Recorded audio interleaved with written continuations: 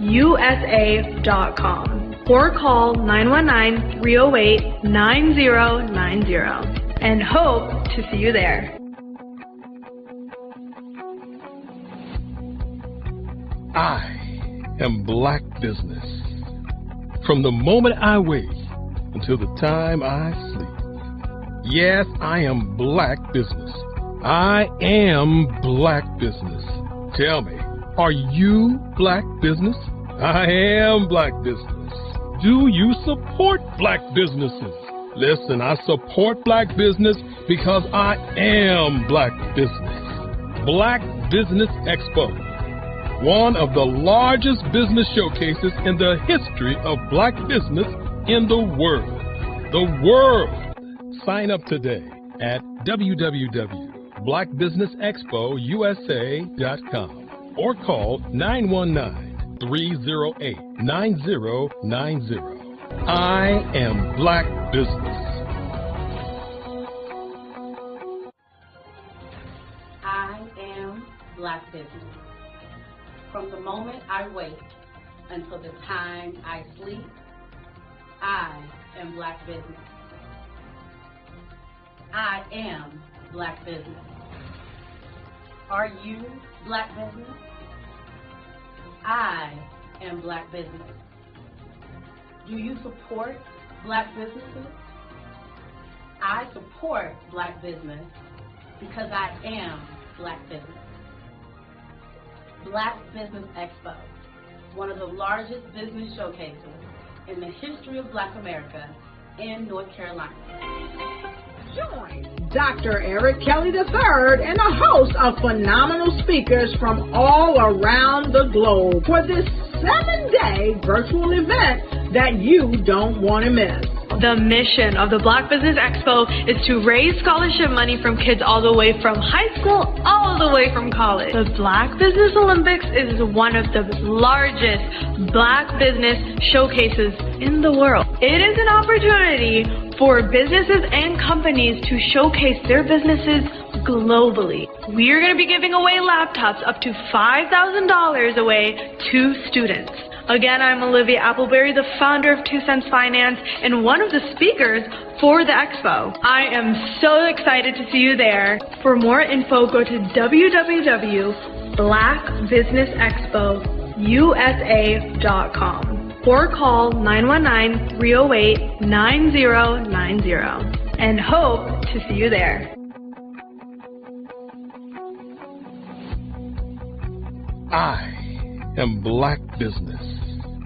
From the moment I wake until the time I sleep. Yes, I am Black Business. I am Black Business. Tell me, are you Black Business?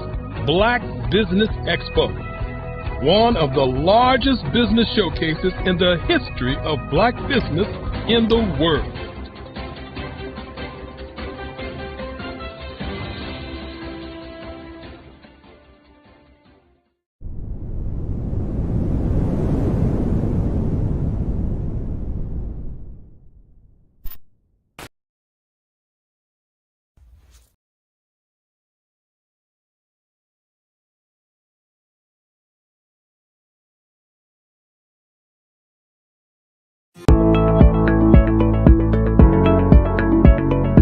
Prepare for what's coming and dominate in economic winter. Stand strong and thrive by showcasing your great products and services globally through the Black Business Network and Black Business Olympics. The Black Business Network has showcased over 2,000 companies with over $7 billion in sales each year. Over 10 million attendees have viewed the rebroadcast each month. Through the Black Business Olympics, unique styles of business training and mentoring are turning students into business owners and entrepreneurial warriors who will dominate in any economy. Gain the ultimate advantage of the Black Business Olympics, 7 days of unbelievable topics and speakers speaking around the globe. Donate your time and experience to provide expertise and scholarships to students worldwide and change the world. Now, more than ever, new insights, tools, strategies, and capabilities are needed. This is your chance for a major presentation to the world. Fill out the form and join the more than 2,000 speakers who have presented to over 200 countries. Join the Black Business Network streaming live into the Metaverse, STEM City, Black Multiverse Enterprises, Hulu, Amazon, YouTube, iHeartRadio, Apple, Facebook, LinkedIn, Pod TV, IBM TV, Spotify, and Google Podcasts. Sign up today. Spaces are limited, and we will see you there.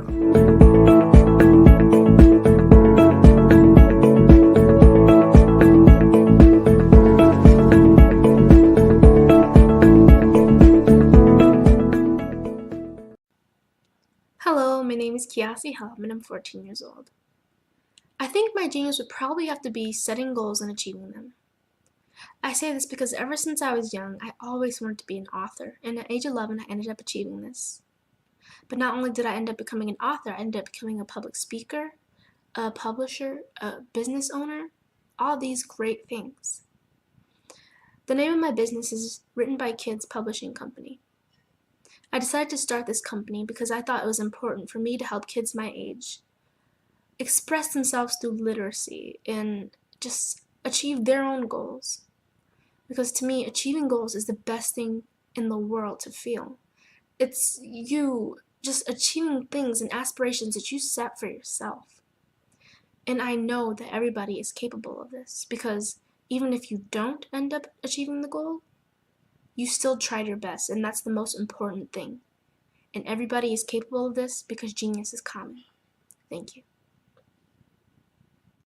Follow the Brand TV broadcast host, Grant McGaw, as he visits with top executives and entrepreneurs to find out their secrets of success with their personal brand. Follow the Brand TV broadcast host as he focuses on brand development to build better relationships, bring value to your business, relationships, and career. You will enjoy listening to each episode that is tailored to speak to you directly. If you're looking for this type of clarity in terms of building your brand, you have tuned into the right station.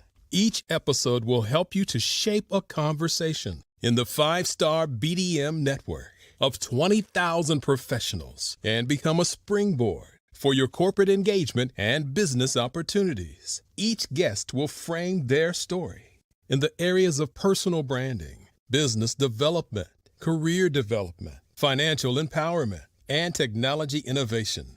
Grant McGaw explains why he is the CEO and owner of his own professional career. Grant is an accomplished business leader and entrepreneur who wants to give back to individuals to grow their personal brand strategy. Tune in as he weaves his story about new possibilities, while to you exceed expectations. If you love storytelling, this show will make for fun.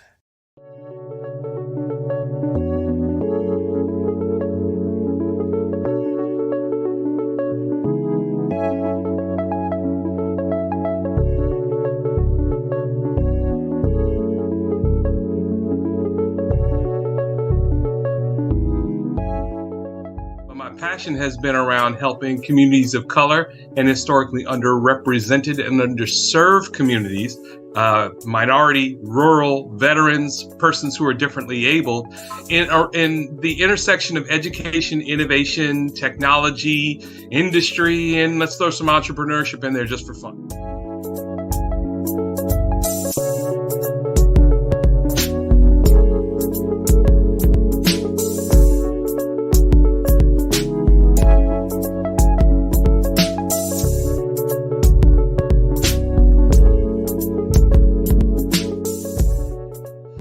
See more around innovation, incubators, accelerators. I love the idea of going from innovation to commercialization.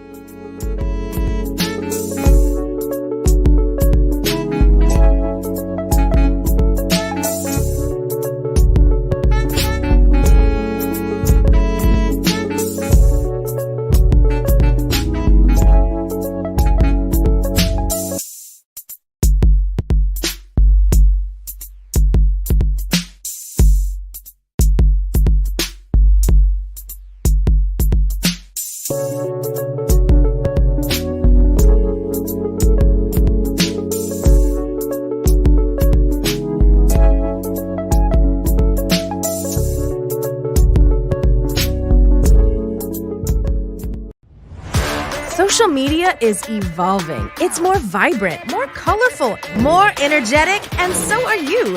It's not just photos anymore. It's video, it's audio, it's subscriptions. And now there's Fanbase, a new monetized social network. Fanbase delivers the complete native app experience with full content monetization for every user. No algorithms that shadow ban your engagement or growth, and no ads. Follow anyone for free and subscribe directly to your favorite creators for $4.99 a month. Plus, show some love by tipping on any post. Also, make a Fanbase page and monetize your content the same way. Finally, connect with your followers by posting the amazing content you already create. And now, get paid for it. It's time to energize and monetize, because everyone's a fan of something and everyone has a fan base.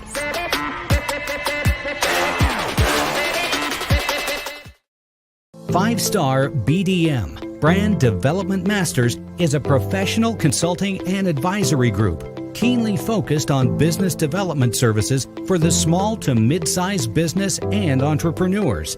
Although every business is unique, they often share business development challenges that can be addressed through smart branding. Services include process improvement and operations, digital strategy and transformation, business intelligence, digital marketing, and personal branding. Our business and personal branding company has helped a number of professionals and organizations to optimize and grow. This results in more business, more opportunities, better reach, positive outcomes. Visit www.5starbdm.com today to learn more. What if you could build your own city? A place where every child can find nurturing people to help them achieve their full potential. A place where every adult can access job training support. Where health education is abundant. Where social justice ruled the land. A place without limitations. Welcome. You have arrived at STEM City USA. It is what every city should be.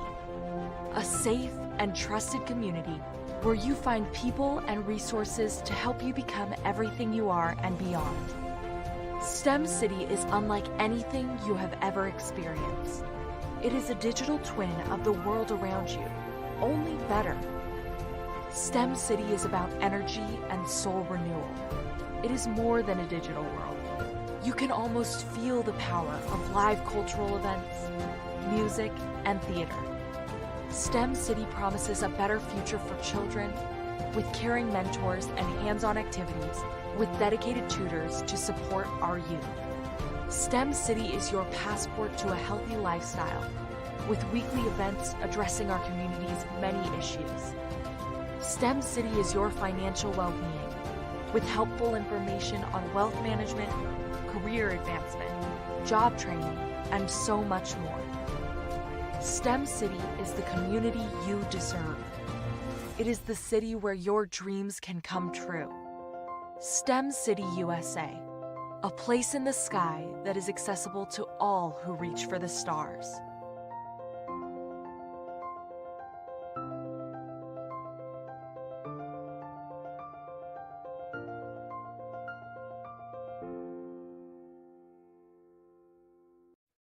Hey everyone, it's Grant McGaw, CEO of 5-Star BDM and host of the award-winning Follow the Brand podcast and TV series, where I help you to build a 5-star brand that people will follow. My genius is personal brand development through intelligent communication and helping you achieve your business and career goals. I am a requested speaker on digital technology and brand development issues. I want to work with you to increase the value of your current opportunities while attracting new ones.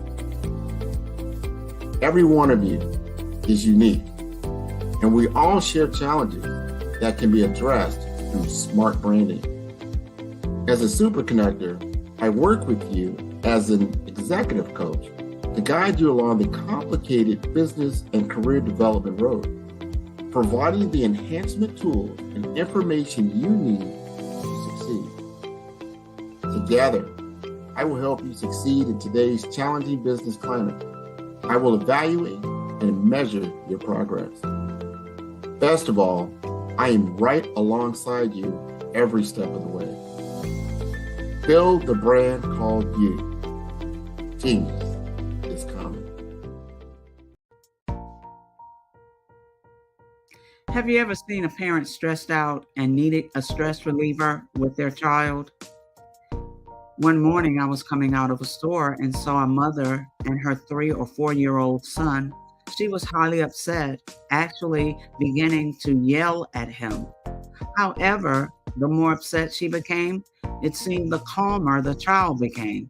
He sat down on the sidewalk, crisscross applesauce, folded his arms, and looked up at her with a smile.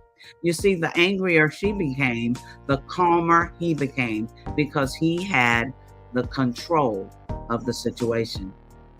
Hi, I'm Frizelma Lynn. I am the CEO and founder of Frizelma Teaching Parents, LLC. I'm a retired teacher, school district administrator, an author, speaker, and I am the parenting 911 coach. My mission is to rescue families by equipping parents with proven, effective, and practical strategies to enhance their parenting skills.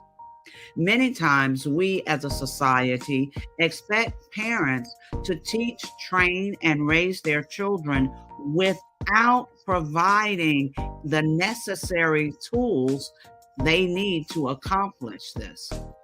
However, parenting issues cannot be resolved without intervention.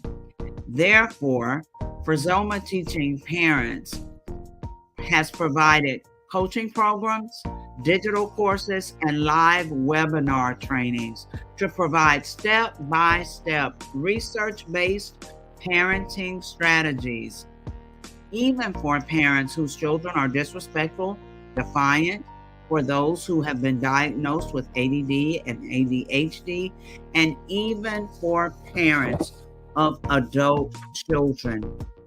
No longer will you have the need to feel like you are a failure as a parent. You'll now have the tools needed for each situation. Trust me on this one. Go to www.parenting911.org. Book a 15-minute strategy session with me or choose one of the coaching programs. Our training helps parents relieve stress.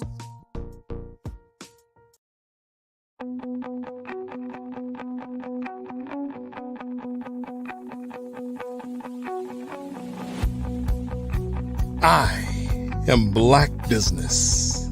From the moment I wake until the time I sleep.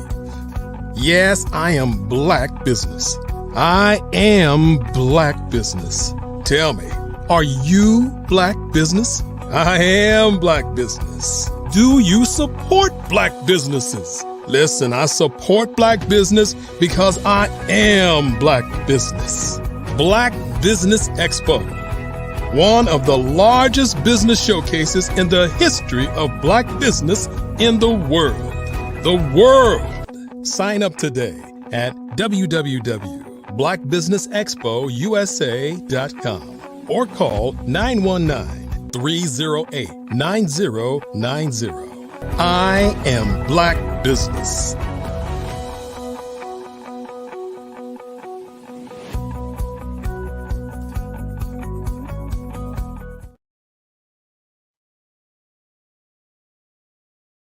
Owners. Good evening, business owners, entrepreneurs, thought leaders, and corporations. Welcome to the Black Business Network.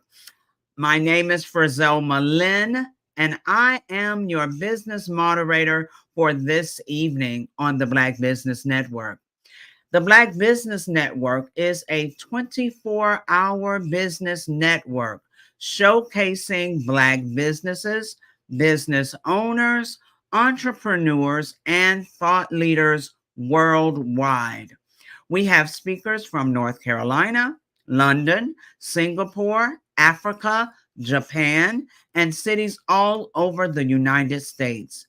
The Black Business Network is a global community sharing its business knowledge to empower, inspire, and educate businesses about business. Our first speaker is Kimberly Michelle, also known as the Purpose Pusher, a remarkable and highly sought after kingdom visionary, mindset coach, speaker, educator, and successful beauty and wellness business consultant. Most recently, the recipient of the 2023 Presidential Lifetime Achievement Award from the President of the United States. The 2023 Trailblazer Award from the Herpreneur Network, and the 2023 Woman of the Year from the Gentleman's Course. According to Exodus 31:3, her craft and talents have been divinely inspired, and she has harnessed them to make a significant impact in the lives of countless women. As the CEO of K. Michelle Enterprises, Kimberly has proven herself as a dynamic and versatile leader. Her areas of expertise span across various industries, including beauty and spa ownership and consulting, scaling businesses from 6 to 8 figures in 90 days, millionaire coach to coaches, and a 10x best-selling author. Let us welcome to the stage Kimberly Michelle. Oh, hello. Hello, beautiful. Thank you so much. Absolutely wonderful. We have this green vibe going on today, it seems. Yes. Welcome to the stage. And now I see the interviewer for you will be Mr. RJ Stevens. So let me say this. I'm looking forward to hearing from you. Genius is coming. And I'll see you on the other side. Thank you so much. And I got on blue. Wrong. Green is money. Good evening, sir. Man, good evening to you. How you doing? I'm doing fantastic. Thank you. Thank you. I'm so glad to have this opportunity to have this fireside chat with K. Michelle, the Purpose Pusher. What's up, Tampa? How we doing? Tampa Bay is in the house. The beautiful, lovely Tampa Bay, 83 degrees outside. We are so excited that you joined us. I'm not in Tampa today, so I don't get to have the 83. Okay, here's some sunshine. Listen, Purpose Pusher, something you left out of your bio was your recent reign or continual reign as Hillsboro's queen. What kind of queen? What kind of queen are you again, Miss Crown Lady? I am your 2024 Miss Hillsborough County Petite Queen, and you're recently crowned Miss Gulf Coast Petite, which is 4 states, and I'm going for Miss USA in July. Come on, Miss USA. That's amazing. I'm so happy and proud of you for representing us so well. Thank you so much. Listen, let's talk about this coaching stuff you're doing, because your thrust in coaching sort of emerged, right? I met you while you were doing a lot of inspiration and broadcasting and streaming and stuff like that. But then you jumped on this coaching thing and you just ran. Matter of fact, I remember when I met you. Okay. It was the 2/2/22 event that we did in 2022, and you were there with some other people, and we connected and all that kind of stuff. So it's just evolved over time. What made you go from credit repair, Forex, broadcasting on streaming to coaching? What was the evolution of that process like? Woo. Okay, so when you met me in 2022, mind you, I had just done 23 years in the Air Force. right? So, but in 2020 was the roughest part of my life. 2021, I got a divorce. And so in 2021, when I got that divorce and I decided to leave, I said, now, God, we can't fail. Okay. Now, I don't want to be out here failing. I've seen people leave or people make transitions in their life and they just completely failed and it was over for them. And I said, God, this was a huge step in my life. So I cannot fail. I'm going to do anything. I'm a mother of 5. I'm retired Air Force. I'm out here in ministry. I'm a coach. I cannot fail. So I said, I'm going to do whatever it takes. I did credit repair. I had my 3 spas opened. I didn't want to lose them. I did Forex. I did whatever MLM was out there. I felt like this is where the problem is we get in God's way. And so I felt like, God, I know you got me, but let me just help you. So I did everything. So when you met me, I was on a grind just to do anything that would bring income, anything that wouldn't let people know that I was going through this tough time in my life. And so when you met me, it was really like, I'm just going to do whatever. I'm not going to fail. And I know God gave me multiple gifts, so I'm going to do them all right now. That is not the plan. So God showed me that is not the plan. Trust me and get in the vein of what you need to do, and you'll really be successful. So how did you walk from military career to esthetician to coaching? That's an interesting transition in career path. So the military, 23 years, I did not want to come in. It was a bet with my father. All right. And I clearly won the bet because I retired. But he told me I was too prissy. I was too girly. You know, I'm his princess. I'm not going to make it in the military. So what you still cannot do in my life is give me a challenge because I'm going for it. So not only did I signed up for 6 years out the gate. Like, I got this. And so I did the military. And after my father transitioned in 2017, I was like, I'm going all the way. And so after that, I said, but what is it I still want to do? Right? I never wanted to do the military. So when he transitioned, I said, okay, I'm finally going to go after what I've always wanted to do, which was be in beauty. I didn't know I was going to own a spa, but I was just like, God, I love seeing people, you know, that have confidence and that are excited about who they are. And so when I became an esthetician and I saw that I could help people with their skin, because the one thing that we have, the biggest organ in our body, the largest, is skin. You only get one.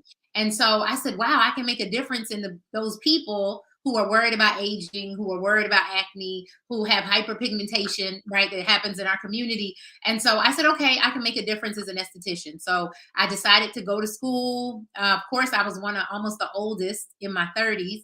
So I said, well, I'm going to open a spa. So I opened my first one right out the gate. Then I said, I really like this. So I opened a second and a third. And then I said, wait, I don't want to be working on people every day. Right? I got to bend over. I got to sit at the chair for an hour. And I believed in God using our hands wisely. Yes. Right? So God said, you know what? You can do this and you can get paid a certain amount an hour, $100 an hour, or you can teach people what you do. You can mentor people. You can make people like you that do what you do, and you can double and triple that. So light bulb went off and I said, okay, God, I'm going to coach people to do what I do. And people kept asking me, how are you so successful? How did you open 3 businesses? I have no degree in that. No one ever taught me how to do that. God literally downloaded what I need to do. And so I turned that into a coaching business, and now it has blown up. So there's a lot of, definitely after the pandemic or during the pandemic, a lot of people made transitions. Coaching, life coaching, business coaching has become very normal for people to walk into after they finish one career experience. Are you using any strategy? Is there some kind of thing that you have behind the scenes that thrust you out so that people can find you? How is your coaching business becoming so influential in the market right now? So you have to have a system and a strategy. Right? Nobody taught me that in the beginning. I thought you could just have a want and a passion for it, and you could just go coach people and they would flood to you. But that's not how it works. You have to have a system and a strategy of getting your leads, getting these people that find out about you, finding your tribe. Then when they come to you, you have to give them something of substance. I also didn't know that. I thought, when they come to me, then we'll have some fun and I'll teach them some things. I did not know I needed to have substance and actually see transition happening for them. Actually have real numbers, real goals, and something really that I could define that actually showed they had a change. Otherwise, they're not going to pay me, or they're not going to pay me what I deserve because now it's just a hobby and I haven't really given them some concrete evidence that they've had a change or a breakthrough. So how was it that you did your pricing model so that you could be compensated at your own perceived value and make your clients okay with paying you the amount that you felt like you deserve? This is my biggest part. Many people go out and just make up a number. You cannot do that. So I invested in myself first. And so I had to pay what I expected other people to pay me.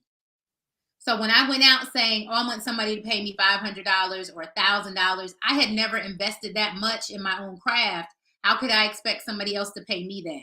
So I started investing in coaches and mentors and actually paying the price and doing the work, paying $5,000. I paid over $20,000, over $30,000 for the coaching that I needed. So I could turn around and say, hey, my coaching is valued at $1,000 because I have my certifications.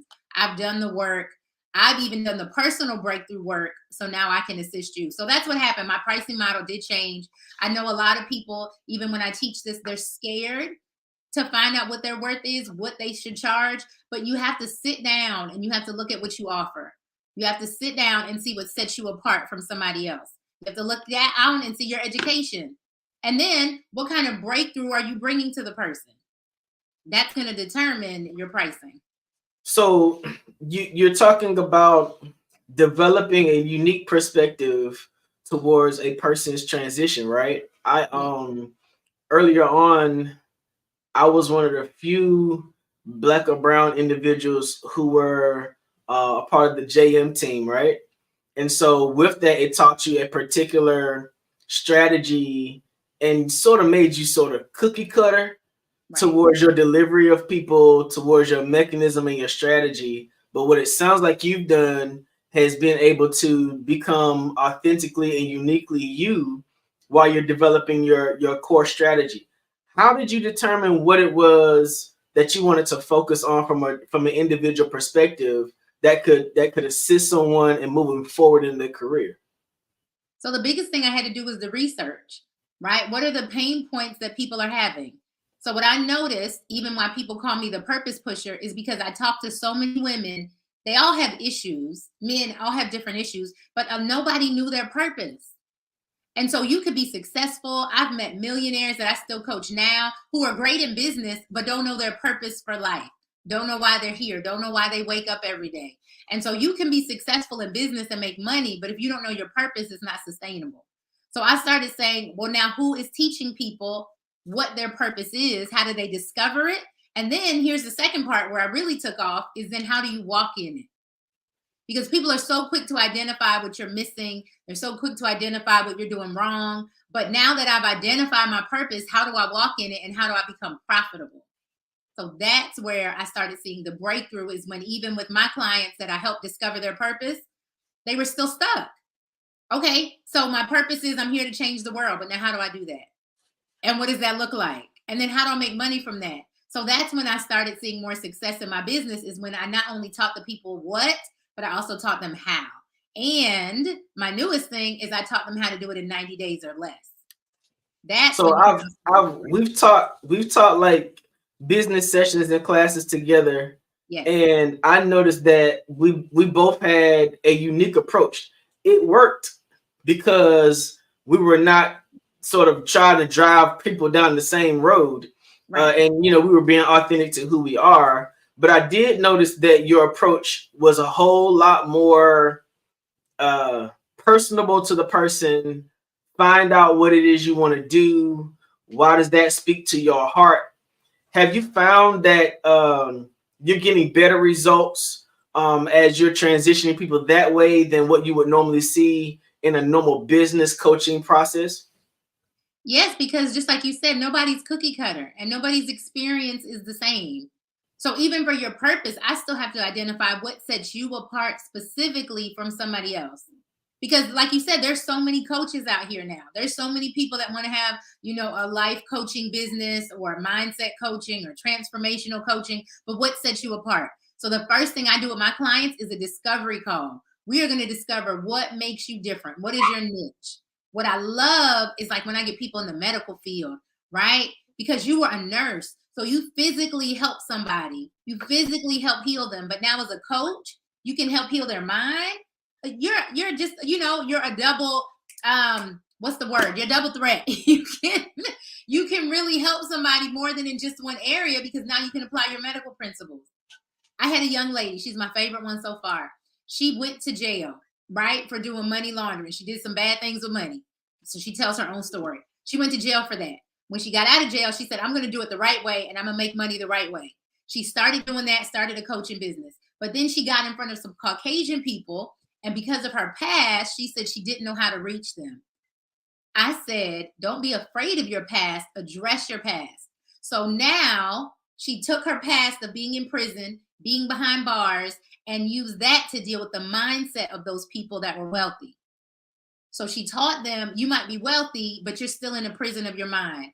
What would it feel like for you to come outside of that? What would it feel like for you to be free? And she said that blew her to her $1 million range, because she started not being ashamed of her past, but using her past to catapult her. So find out what your niche is and work in your niche.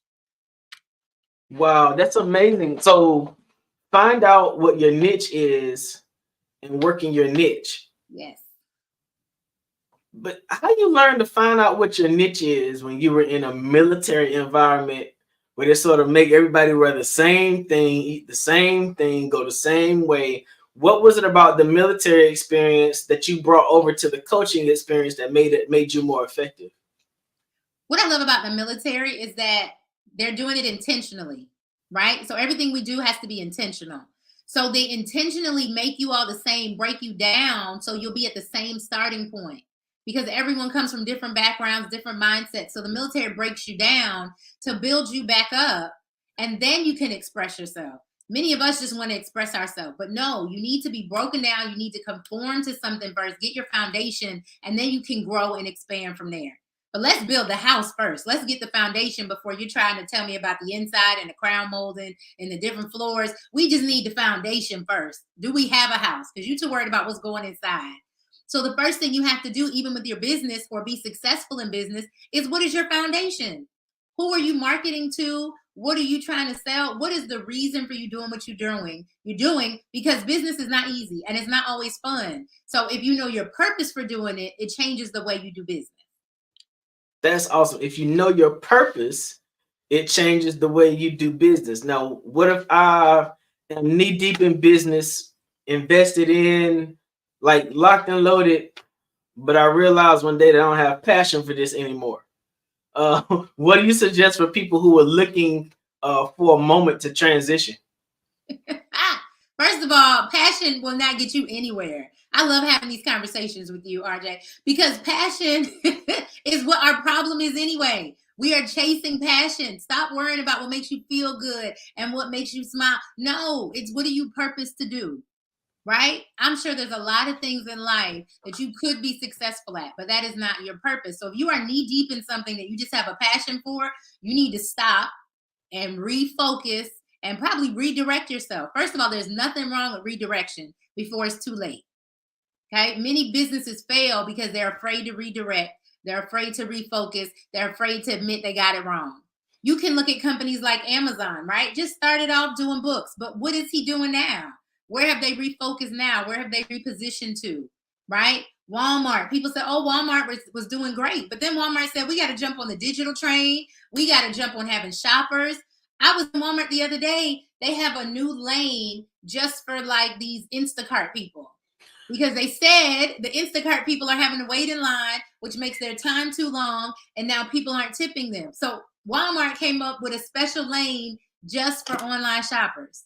So they're keeping up with the trend. Sometimes you just have to refocus and redirect. Don't just go out of business because you're knee deep in a passion that doesn't work anymore. So you're talking about focusing and redirecting, and now you redirecting to pushing your passion as the petite princess. Not a passion. We're throwing away the P word.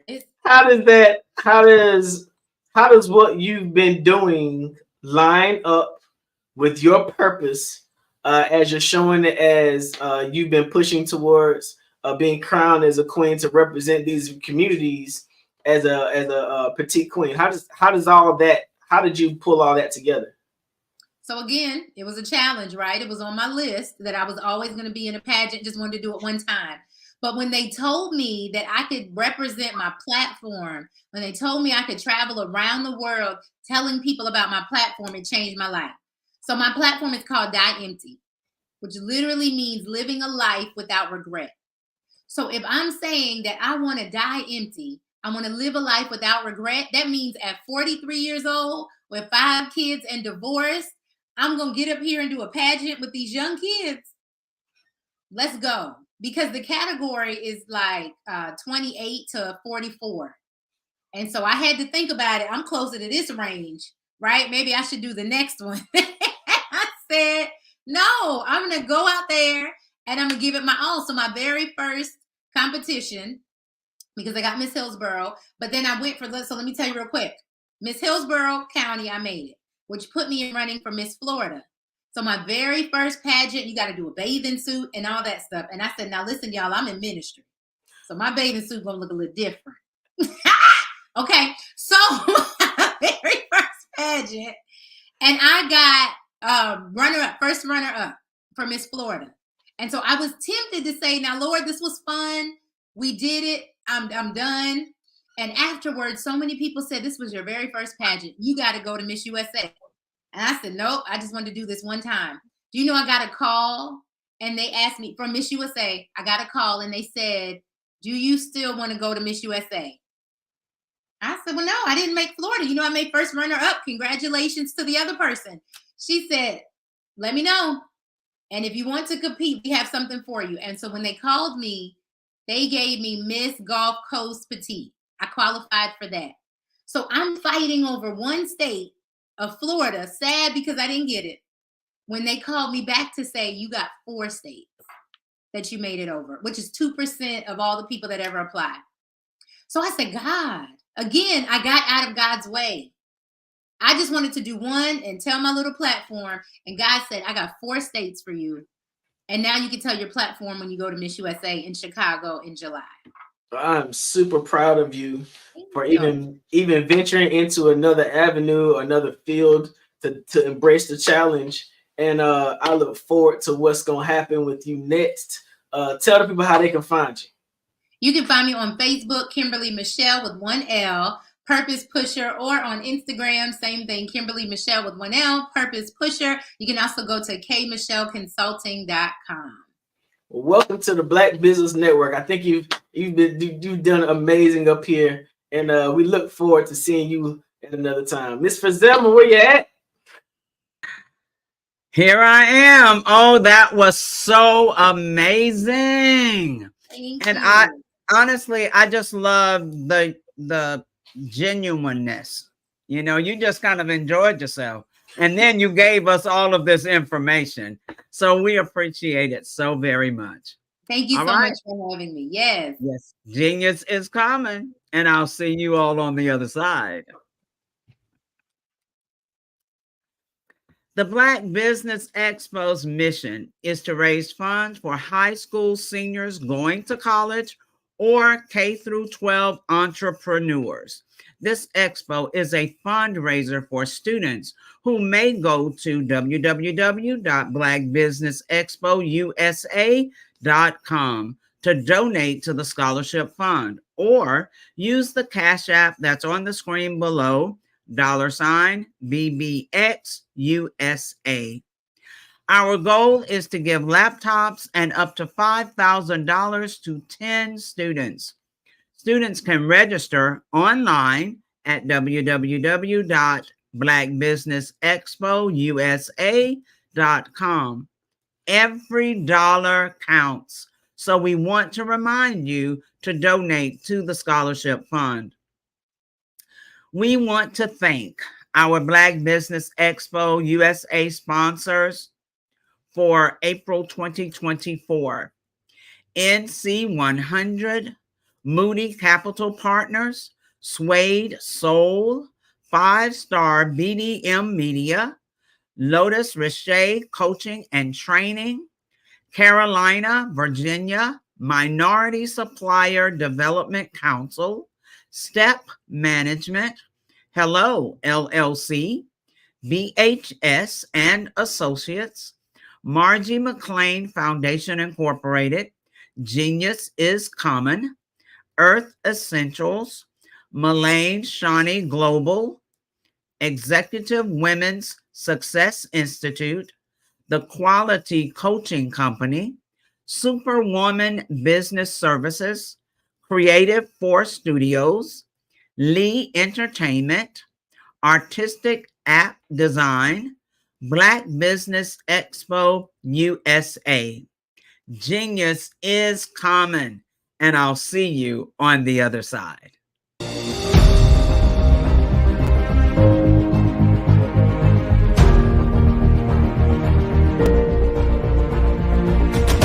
Hello, ladies and gentlemen. Allow me to introduce myself. My name is Tara Bush, and I am the co-founder and COO of the Hello LLC, where our mantra is helping everyone live life optimally. And more importantly, helping entrepreneurs leverage leading-edge optimizations. We help businesses build, brand, automate, and pivot into the future.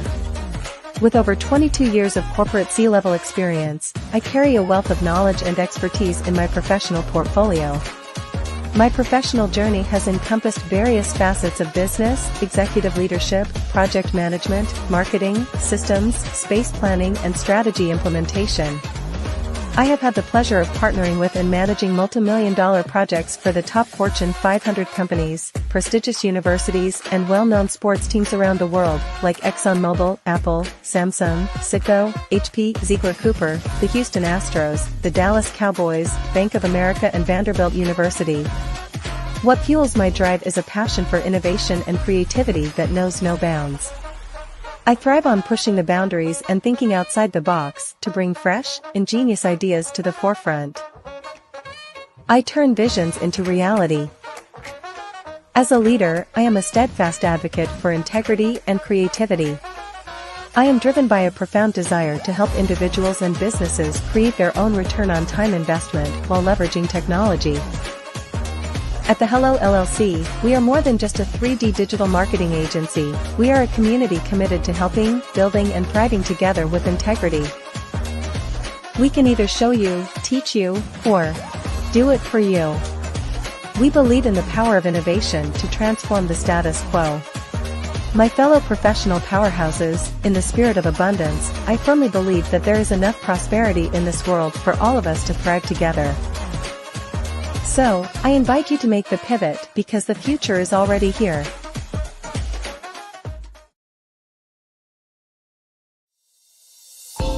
Over the past few years, we've seen the growth of existing and new initiatives focused on financial inclusion, building global networks, and reducing the wealth gap in response to the idea there's not enough seats at the table.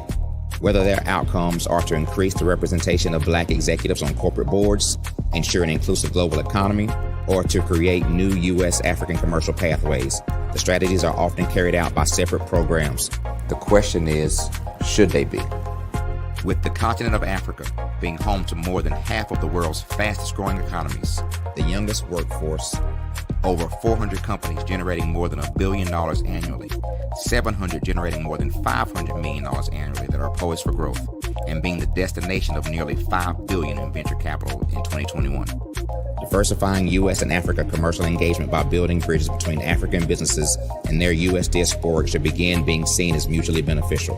From helping to reduce Africa's enormous capital gap to catalyzing two-way trade opportunities, the COVID-19 global pandemic hopefully has taught us that global challenges and opportunities are more interconnected than we thought. During the pandemic, African companies like Unicorn Flutterwave, insurance provider Reliance Health, ride-hailing app Yasir, and 54Gene, the continent's first bank of DNA on people of African descent, proved that when African companies have access to networks, capital, and information, they grow big, grow fast, and create solutions that are valuable to the world. This is why Be Direct was created. We are the first U.S.-based but African-centric board preparedness and board search company designed to connect U.S. Black talent and corporations to African businesses. Unique and fundamental to Be Direct's success is our process of helping board candidates adapt their experience and networks to an African context before they're connected to high-growth companies that are looking to locally and globally scale. From our focus groups with African business execs and government leaders, we don't ignore the sentiment that business is easy, but people are hard. Having a pool of board candidates with hard-to-access networks and extensive experience across the business life cycle, including successfully raising capital, is table stakes for an initiative like this. So yes, we have that. But corporate or entrepreneurial success in the U.S. does not guarantee success in Africa. Developed alongside industry partners on the continent, our training program, Be Direct Prep, is designed to transpose their experience to create cultural comfort, understanding, and a commitment to helping businesses in Africa scale.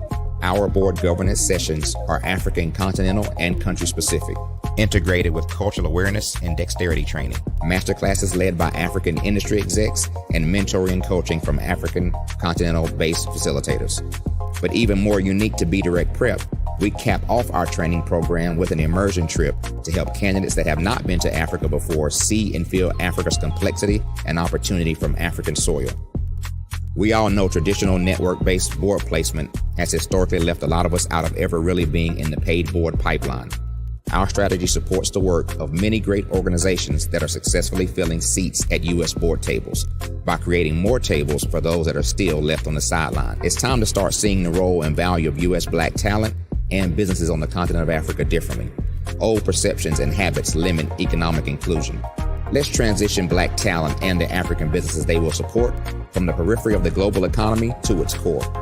Living in a global lockdown, we all know now how fast local and global economies can change, and see the value of having businesses that hire, strengthen local value chains, and even grow globally. Status quo in any form holds back progress. We must democratize U.S.-Africa commercial engagement by socially and economically connecting cultures that have long been disconnected. It's time for Africa's U.S. diaspora to redefine their global value by helping African businesses scale continentally and globally.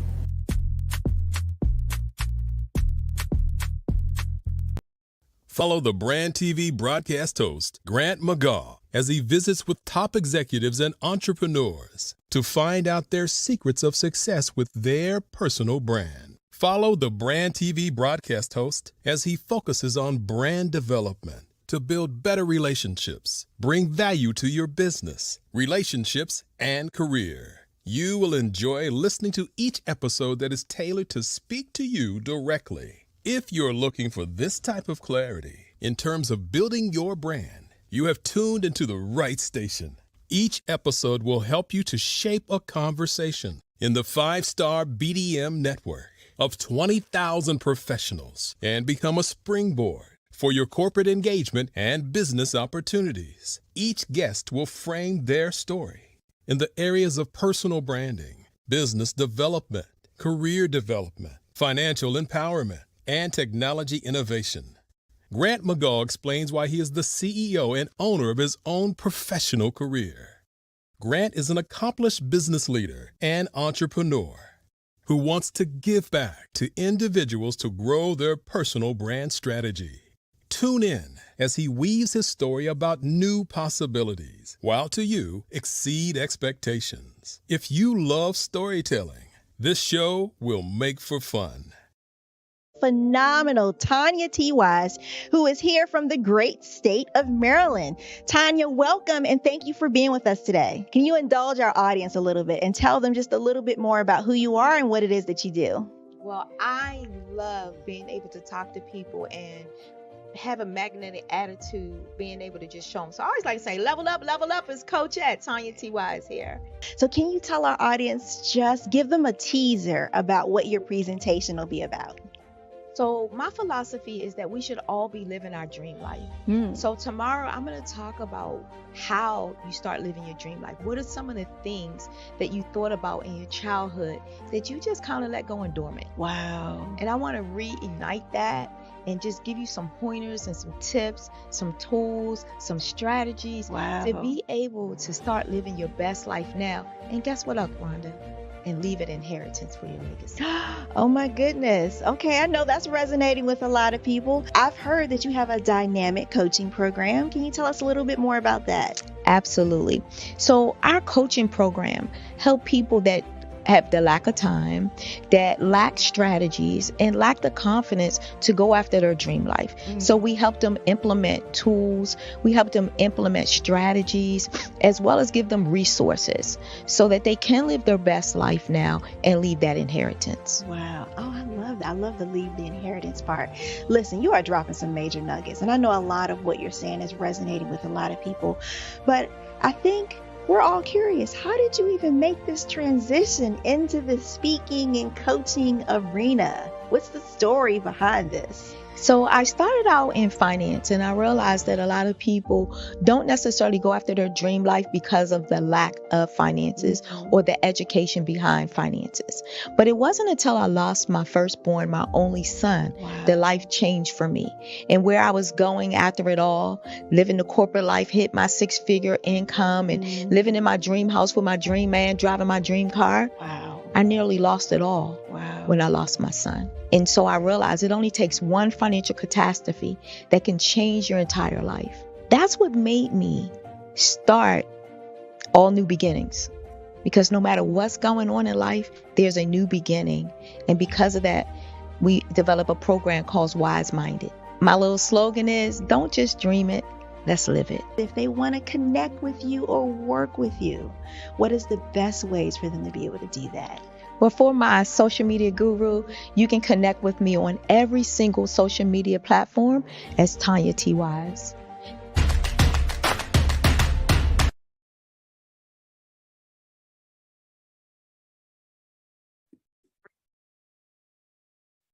Hello, I'm Dr. Madeline Ann Lewis, President and CEO of the Executive Women's Success Institute. And my genius is helping women accelerate the path to success. You know, I was blessed to have strong women in my life who encouraged, motivated, and pushed me to do my best and to never even think about giving up on my dreams. So I say to women, we must show up to rise up. We have talents and potential, but who will see them if we don't speak up and get noticed?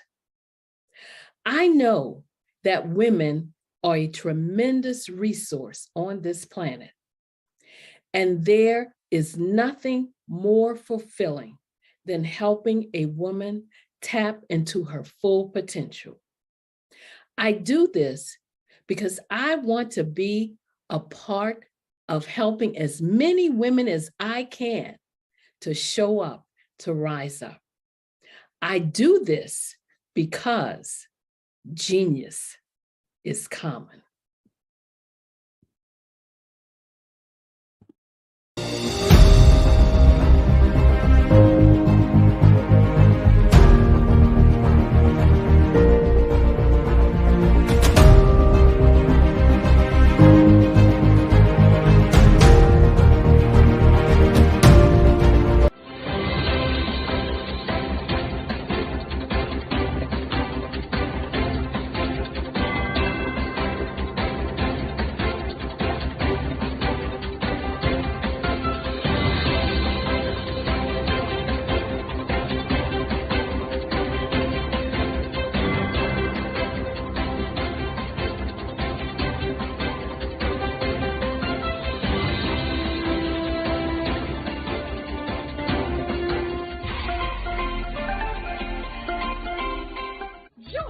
Dr. Eric Kelly III and a host of phenomenal speakers from all around the globe for this 7-day virtual event that you don't want to miss.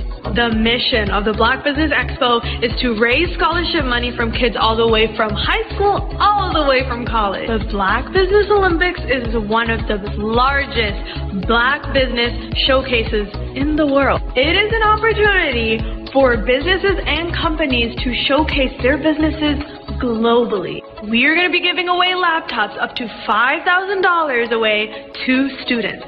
Again, I'm Olivia Appleberry, the founder of 2 Cents Finance and one of the speakers for the expo. I am so excited to see you there. For more info, go to www.blackbusinessexpousa.com or call 919-308-9090 and hope to see you there.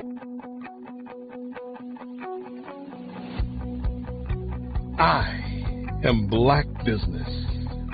From the moment I wake until the time I sleep. Yes, I am Black Business. I am Black Business. Tell me, are you Black Business? I am Black Business. Do you support Black businesses? Listen, I support Black business because I am Black Business. Black Business Expo, one of the largest business showcases in the history of Black business in the world. The world! Sign up today at www.blackbusinessexpousa.com or call 919-308-9090. I am Black Business. I am Black Business. From the moment I wake until the time I sleep, I am Black Business. I am Black Business. Are you Black Business? I am Black Business. Do you support Black businesses? I support Black business because I am Black Business. Black Business Expo, one of the largest business showcases in the history of Black America in North Carolina. Join Dr. Eric Kelly III and a host of phenomenal speakers from all around the globe for this 7-day virtual event that you don't want to miss. The mission of the Black Business Expo is to raise scholarship money from kids all the way from high school, all the way from college. The Black Business Olympics is one of the largest Black business showcases in the world. It is an opportunity for businesses and companies to showcase their businesses globally. We are going to be giving away laptops up to $5,000 away to students. Again, I'm Olivia Appleberry, the founder of 2 Cents Finance and one of the speakers for the expo. I am so excited to see you there. For more info, go to www.blackbusinessexpousa.com or call 919-308-9090 and hope to see you there. I am Black Business. From the moment I wake until the time I sleep. Yes, I am Black Business. I am Black Business. Tell me, are you Black Business? Black Business Expo, one of the largest business showcases in the history of Black business in the world.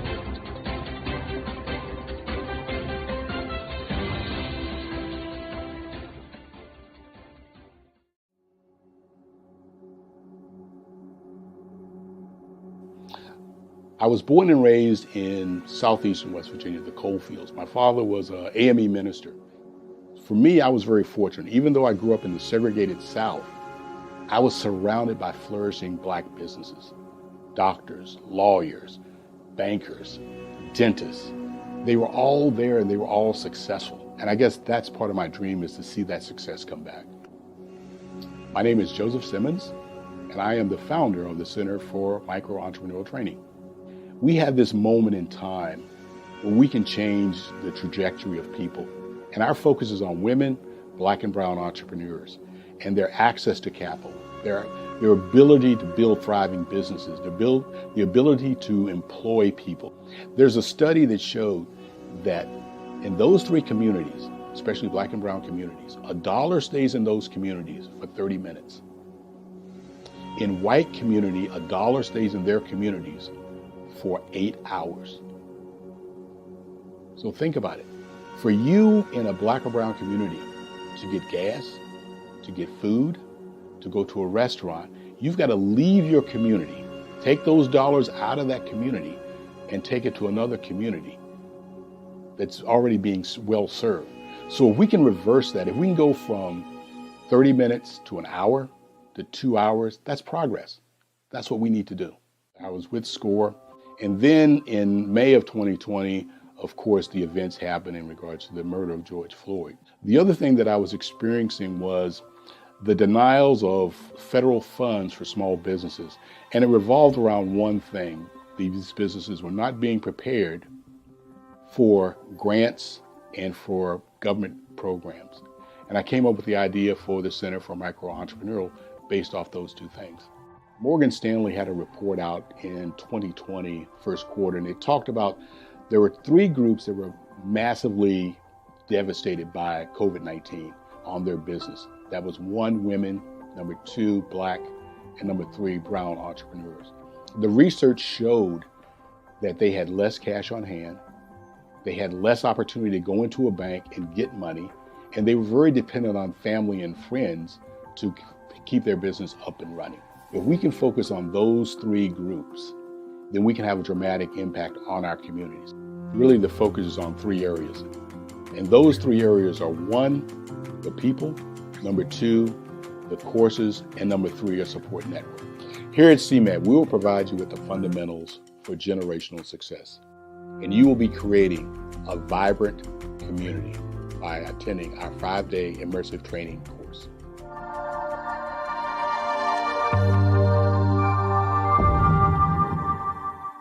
Five-Star BDM, Brand Development Masters, is a professional consulting and advisory group keenly focused on business development services for the small to mid-sized business and entrepreneurs.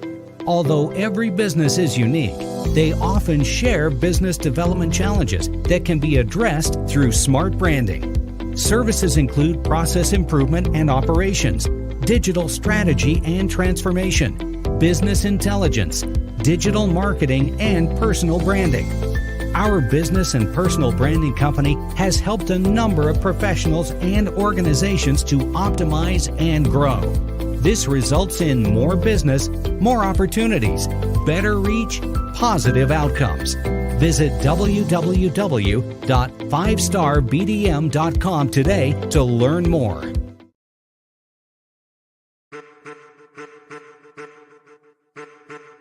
I am a child of the Most High God. He has gifted me in ways that I could not even imagine and didn't know.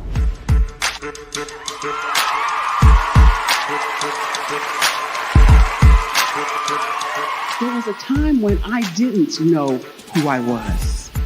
I listened to other people tell me who I should be, what I should do. I listened to people telling me that I should be a boutique owner, that I should be a construction manager, that I should be a laborer. Have you ever felt like you should do something else, be something else, go somewhere else, be wherever you wanted to be, and you felt like you were in a box? Anybody in the room? And you couldn't get out? Anybody in the room? And you kept trying to go and go and you couldn't get out? Anybody in the room? But let me tell you, you need to rock the box. Rock the box.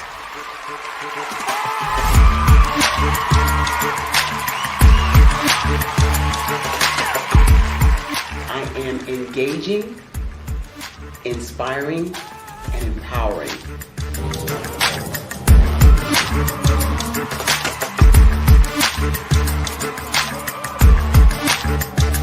I would give you everything I know.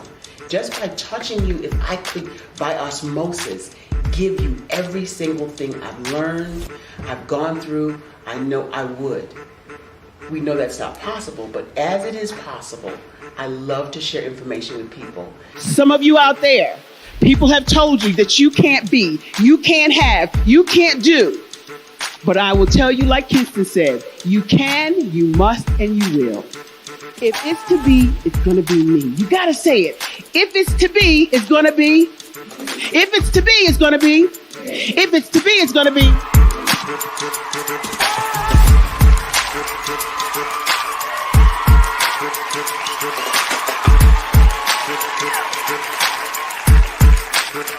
Barbara is because she believed what her mama said about her and not what other people told her. Every day you wake up, when you're in a situation, it's your choice whether it's an advantage or the disadvantage. She gained her confidence and her life, and now she is a testimony.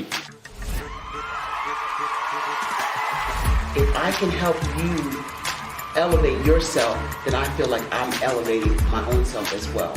What you know and I know together can change the world.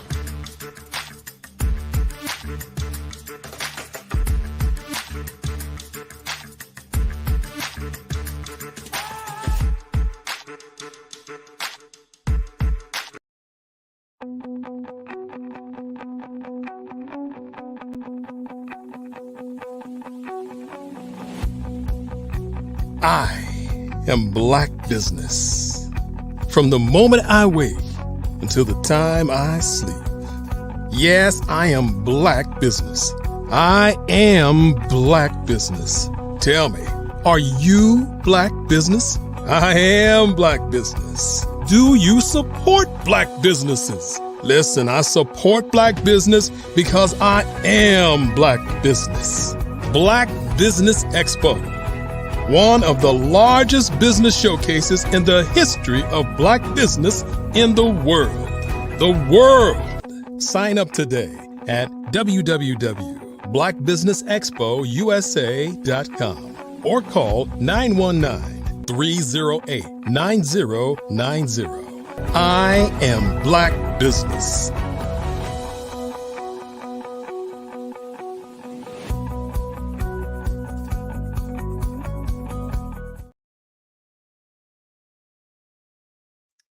Good evening, business owners, entrepreneurs, thought leaders, and corporations.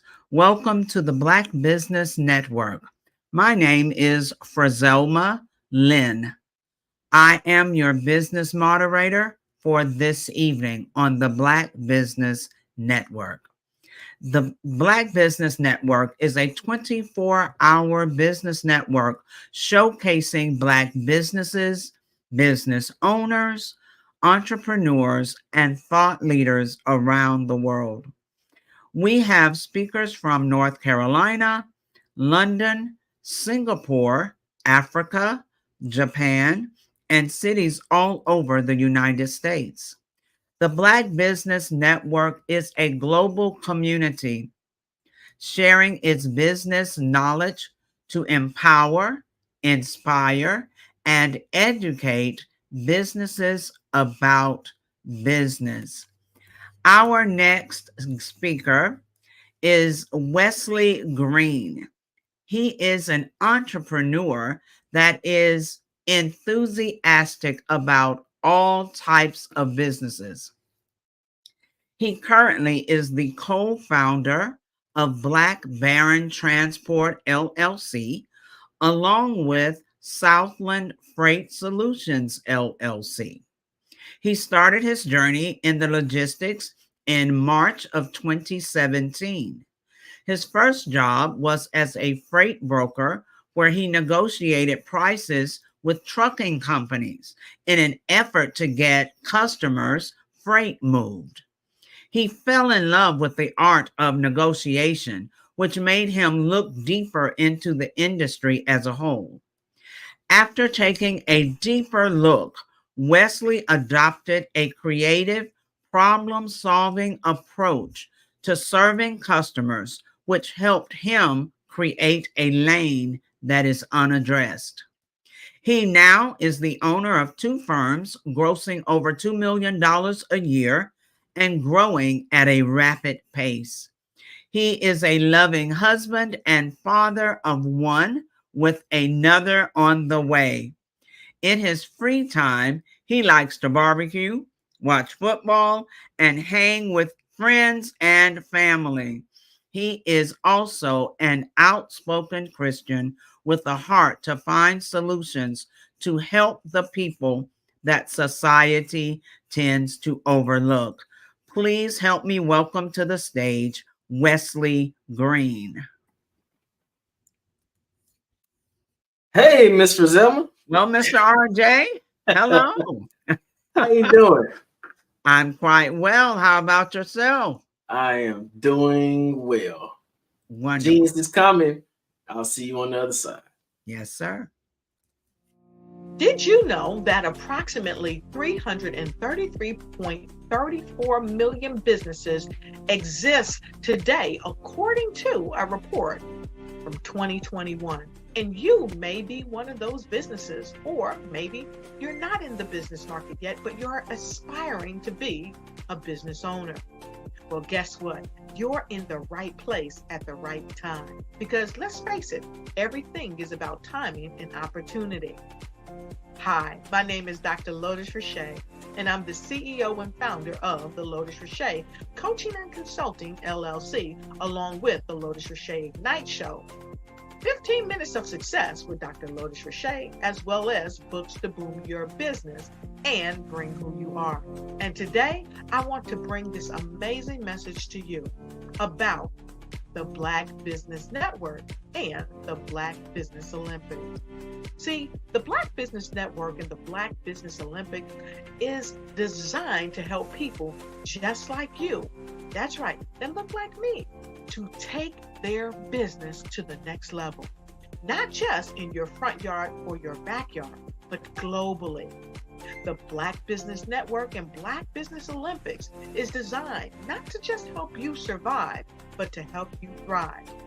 So join us today as we come together with businesses all around the world to support our students, our children, our young teens, our young entrepreneurs. What we do is we come together to help raise funds for students who are aspiring to be business entrepreneurs, who are aspiring and who are thriving in college. We endow them with a wonderful opportunity to gain scholarship of either a laptop or several thousands of dollars. And we invite you to help be a contributor to this amazing opportunity to help someone that looks just like you. So join us today at our website and let us connect with you and help you ignite and take flight in every area of your life on the Black Business Network and the Black Business Olympics. I'll see you on the other side.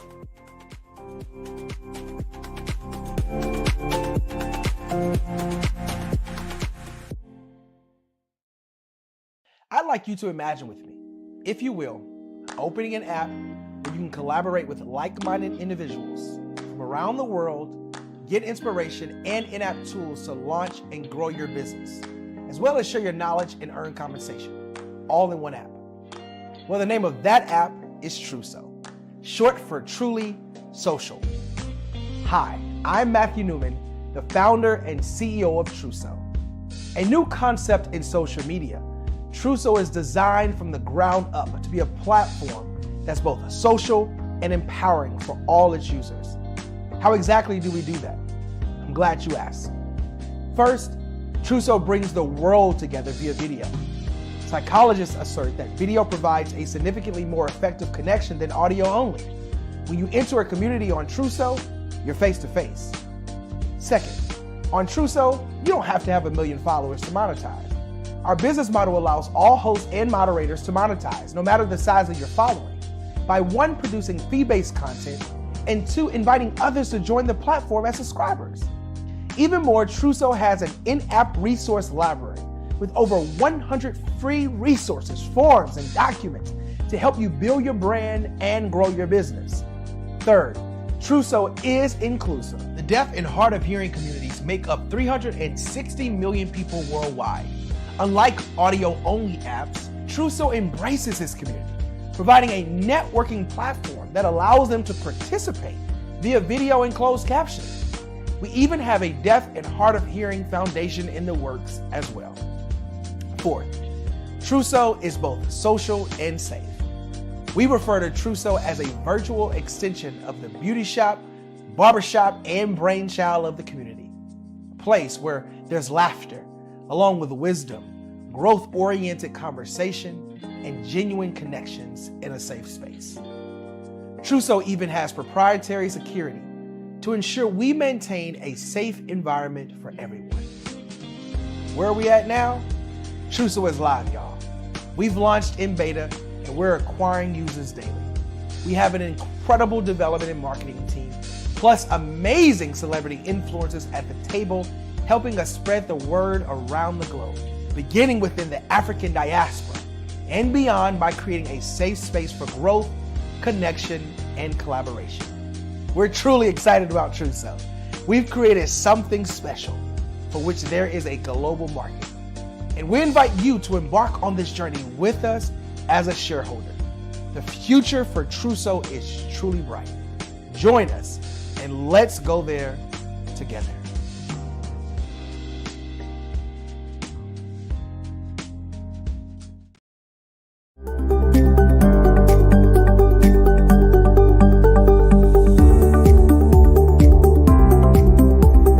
My name is Katie Bennett, and I own Lexicon Presents Publishing. We are a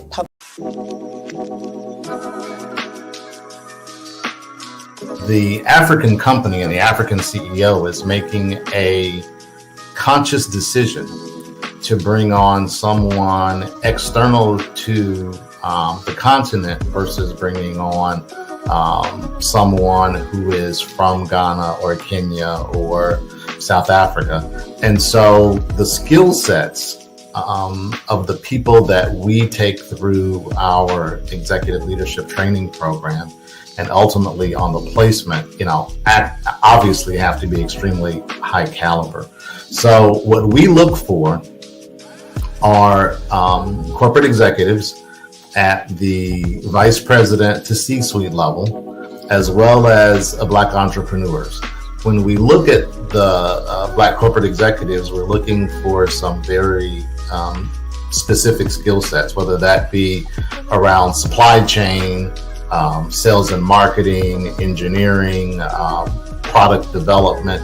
We want our folks to be able to add immediate value to the corporate board, right? And the other thing is, even if they don't necessarily have specific industry experience, they're bringing a diversity of thought.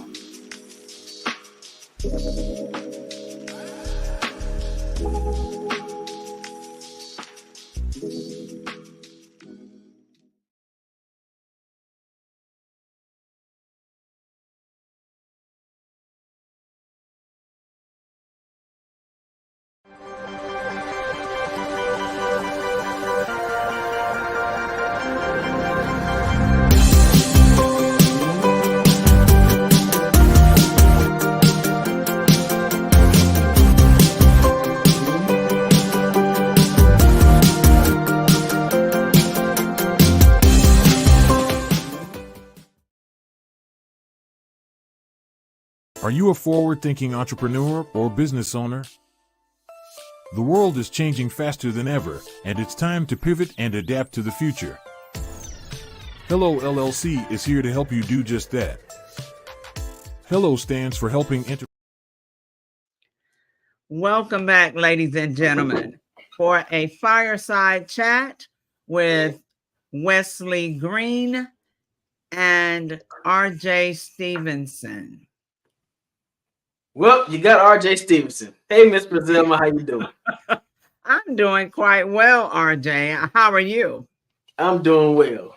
Wonderful. So we're having some technical difficulties. It's all good because you know what? I want to know more about Miss Brazilma Lynn. Well. And I am more than happy to let you know. I am at this point in life, I am the parenting 911 coach. So, just listening to the previous conversation with you and Kimberly Michelle, and you mentioned how her coaching had evolved, how things start off one way, but they should evolve as times change, as trends change. So I've started as the Parenting 911 coach, going to different schools and school districts and presenting workshops for parents, whether it was in person or virtual. And now that has also evolved into school districts wanting me to work with their faculty. Because if we're giving training to parents to provide additional tools for parents, we have to also look on the other side of that coin and make sure we have professional development provided for teachers to know how to work with parents. So right now, that's where I am, and moving into, still evolving, moving into the Parenting 911 University, where we will coach people, train them. We will train coaches to become Parenting 911 coaches and do what I do. So, of course, they will have to have credentials, because they will not only work with parents, they will also work with teachers. We need to bring the entire community back together, not isolating parents who really are the number one stakeholders for their child's education. Ms. Roselma, now, I'm in ministry and coaching, and people are interested. What in the world made you decide to make parents, of all people, your desired clientele for coaching? So just that in itself, now it's honestly a ministry for me as well, but just that in itself, we are in a point in our society where we're leaving parents out. We know that parents are struggling. We see parents struggling. We see children struggling. We see families falling apart. Yet it's as if we want to sweep that part under the rug and just keep moving forward. So a few months ago, I was in Orlando for a conference. Walking through the conference center, they had the words fabric just hanging down the walls, and beautiful different patterns, fabric patterns all around. And I was thinking, what in the world is going on with the fabrics? And I was seeing it so much. I'm thinking, what am I supposed to do with that word? But there used to be a commercial about cotton being the fabric of our lives.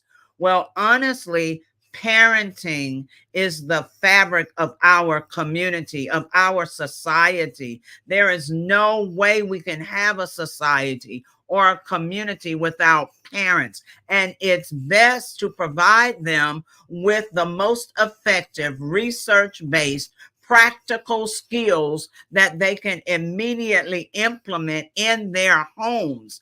We have to make sure that we provide them with tools, and we have to make sure that teachers receive compassion training and understand that they have to re-invite parents. I mean, genuinely invite them back into the decision-making of the child's academic success. So see, that mindset, parents, oh my gosh.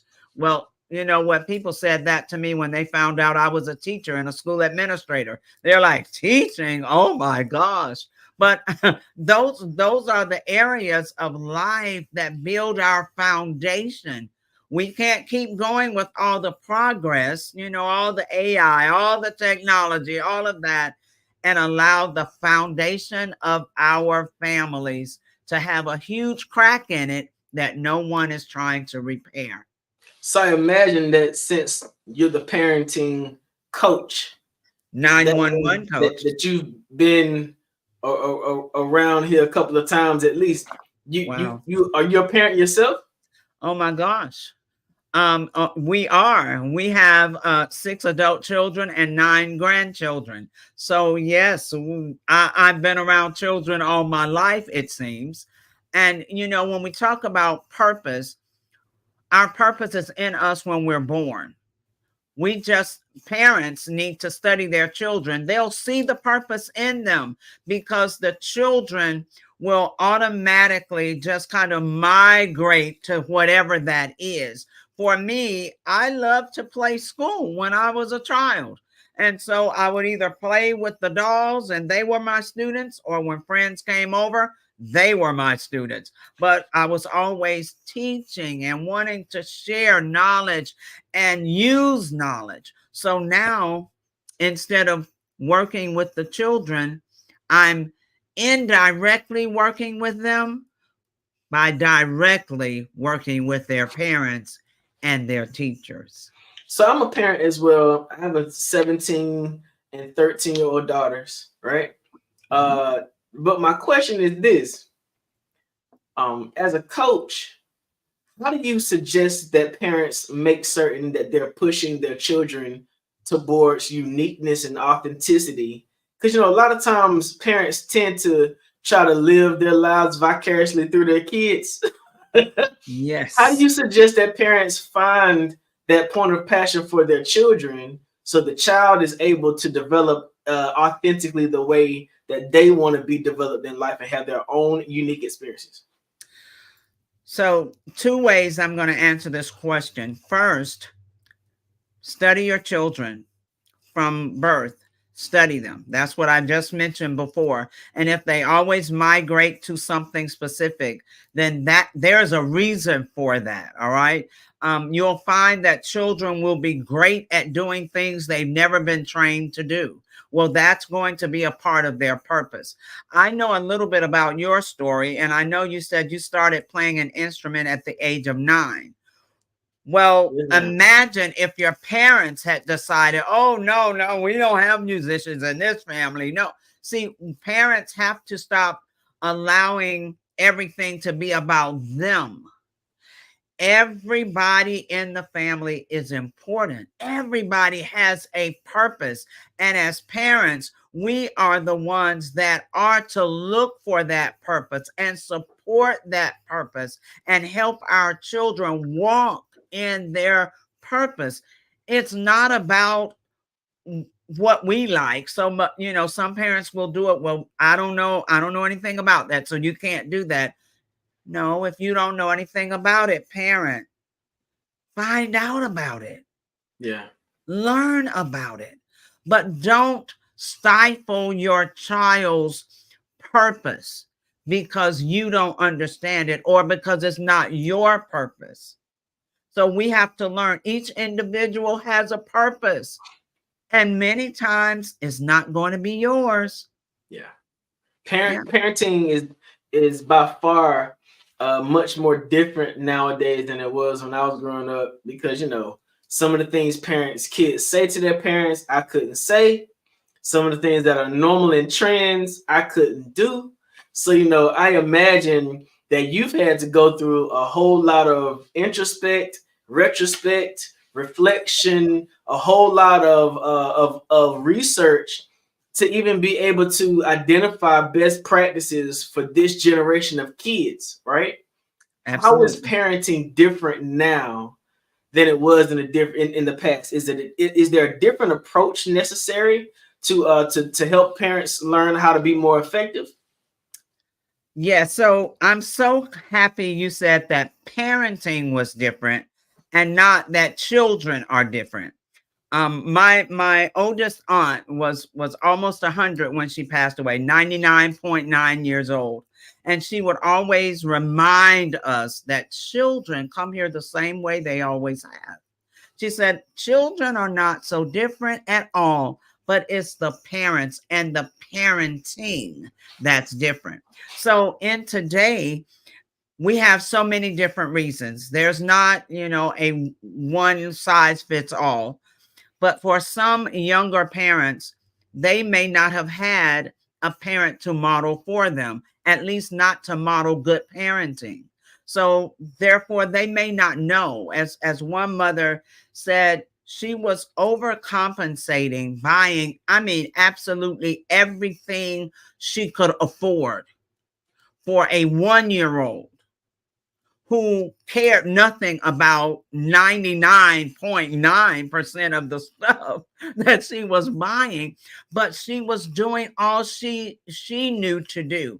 And in questioning her about it, she said, I didn't have a mom in my home. I don't even know what it looks like to have, to just be a good mother. I don't have a model. So for some parents, they're struggling because they didn't have a model. Whether it was a mom or dad, they didn't have a good, wholesome, productive, caring, nurturing, structured model. For some who had a good model, they're so bent on not raising their children up like they were raised. So they're throwing the baby out with the bathwater, so to speak, instead of them going back and reflecting on the things that helped them that their parents did. Instead of them understanding now more of why their parents did what they did, they're so bent on not doing any of it until they're missing so much of what children need to develop as they grow up. And for others, it's just me, myself, and I. Some parents are just living in their own world and everything is about them, and it doesn't matter what the children need or want or have. So as you're coaching different reasons. So as you're coaching more parents now, do you find that you find things personally that you wish you had done differently as a parent because of what you're learning in your research and how you're applying your techniques to other people? Absolutely. Absolutely. Even as a grandparent, I do things differently as a grandparent. So remember how some children, if there's a range of ages with children at home, and let's just say there's a 25-year-old, that's the oldest, and now there's an 8-year-old. Well, the parent has also changed and hopefully grown in wisdom. And so they're not going to parent that 8-year-old the same way they did the 25-year-old. They were learning how to be a parent then.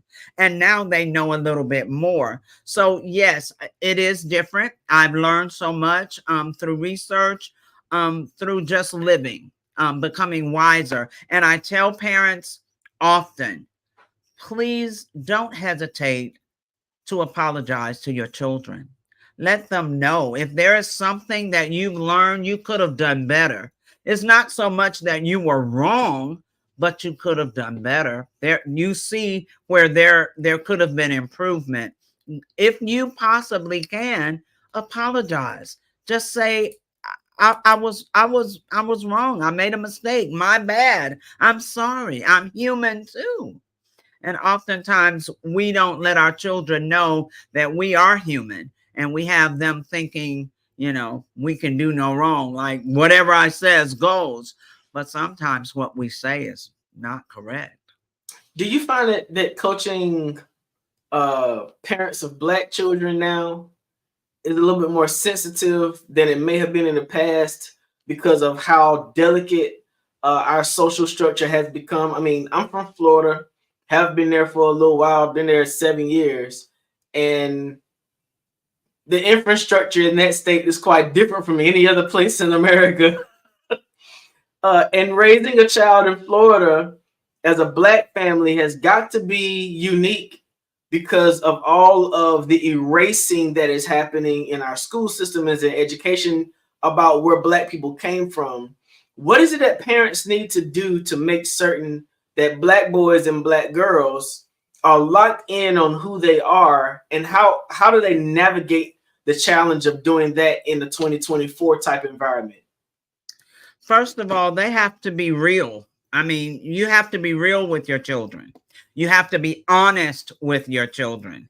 And so oftentimes, like a selfie, you only want the selfie to look cute, but life is not all cute. And we oftentimes walk through a struggle, but we never let our children know we're struggling. And if we never share with them what we're having to walk through and how we are walking through it, they won't know either how to deal with issues. So what I see is the harvest from a generation or two ago, when parents, Black parents as well, mainly, were working so hard, overtime, double shifts, all this extra to get more stuff.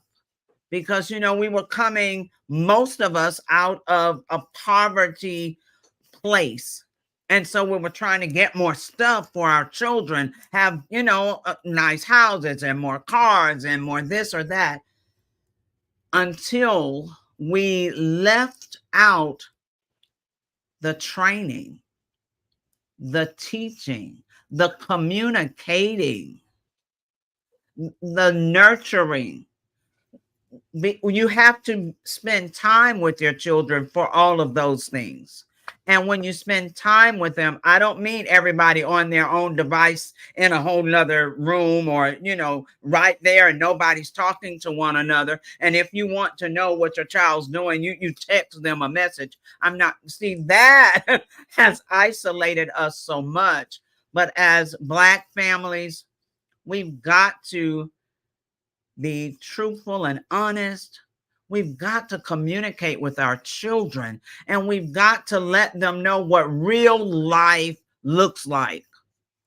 It's not about gaming, and it's not a game when you get out there. And many parents don't take the time to do that. It's almost as if we're afraid of realness now. We live it, but we don't want them to know that we have to live it. So how do you suggest we find that balance? Because as a parent, you never want your child to feel like they're isolated. I know that, you know, growing up in the Christian home, I still needed to know what was happening on the music videos when I got to school so I could be normal. How do parents suggest balance with their children, knowing that your child needs to know what Roblox is about? You know, your child needs to know they need to be able to communicate with other children about what other children are doing. How do you find that balance as a coach? What methods or what practicums do you suggest for parents to make sure their children are still locked into a child's world but engaged with their families at the same time? That's going to be a part of communication, good, deep communication. So your children are being influenced by other children. They're being influenced by what's on social media. You know, they're being influenced all the time away from you, or sometimes right there in the house with you. So what is your influence on them? And the only way for you to truly influence them is by talking with them. Now, you need to ask them, not just, oh, you have a good day today? And they're like, yeah, and then that's it. No, that really wasn't a conversation, you know. So you've got to go a little deeper and start asking. If your children, and most of them are, not all, if your children are on social media, or if they, you know, game, if they like to be on Roblox or whatever the case, parents, go in there with them. Find out what the game is like. You don't have to like gaming. You have to find out what your child is interested in, because that opens up communication. If you have nothing in common with your child, what will you talk about? And your child doesn't want to hear about stuff they're not interested in. So parents have to pivot. We sometimes don't understand that we're the ones that have to make adjustments. So pivot, and then go in those rooms and learn about the games and the stuff on TikTok. That's why I do TikTok with Parenting 911, because I know young people are there. My grandchildren taught me how. So, I mean, we have to get involved in what they're involved in. Then we can bring in the realness. So when you're talking about that, right, the first thing that came to my mind in terms of the difference between now and what used to be an imbalance was, I grew up in a time and season when corporal punishment was the tone of the day. All right. Mm-hmm. And I know that can be a sensitive subject for some, because every parent has not always been, as we can say, responsible for their role, right? Right. But do you see a significant difference between an era when corporal punishment was more prevalent in comparison to now, when parents are afraid to speak to their children too harshly because of the traumatic effects of what that might do to the child? How do you see us navigating that space? All right, so you're talking about your era, so you can imagine my era, right? Okay, that time I was born. So my latest book is You Need a Butt Whipping. Wow. Now that brought back all sorts of triggers and trauma, because that phraseology in itself is just rough. Actually, the phrase itself is why it has the name. Gotcha. The phrase itself, because the book is really about discipline. We don't understand discipline today.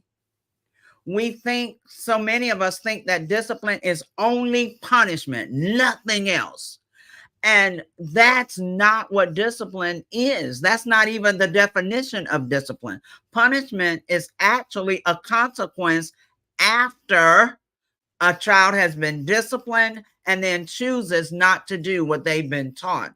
But discipline is something totally different. Discipline is telling a child what to do, modeling for them what you want them to do and how you want them to do it, then practicing with them over and over the way they need to do it until it becomes a habit. That's discipline. Once you know that they know how to do it, then it's up to them to make a wise decision and choose to do it the way you've taught them and trained them or not. And if they choose not, that's when a negative consequence comes. This is sort of the difference. Back in the day, we'll use that, whether your day or mine, doesn't matter. Back in the day, parents were modeling more for their children. So you saw them, if it was everybody come to the table for dinner, everybody came to the table. If it was, we pray before we eat, or we all work together on a project, or we respect one another, you saw your parents doing that. Well, that makes a world of difference. That's modeling.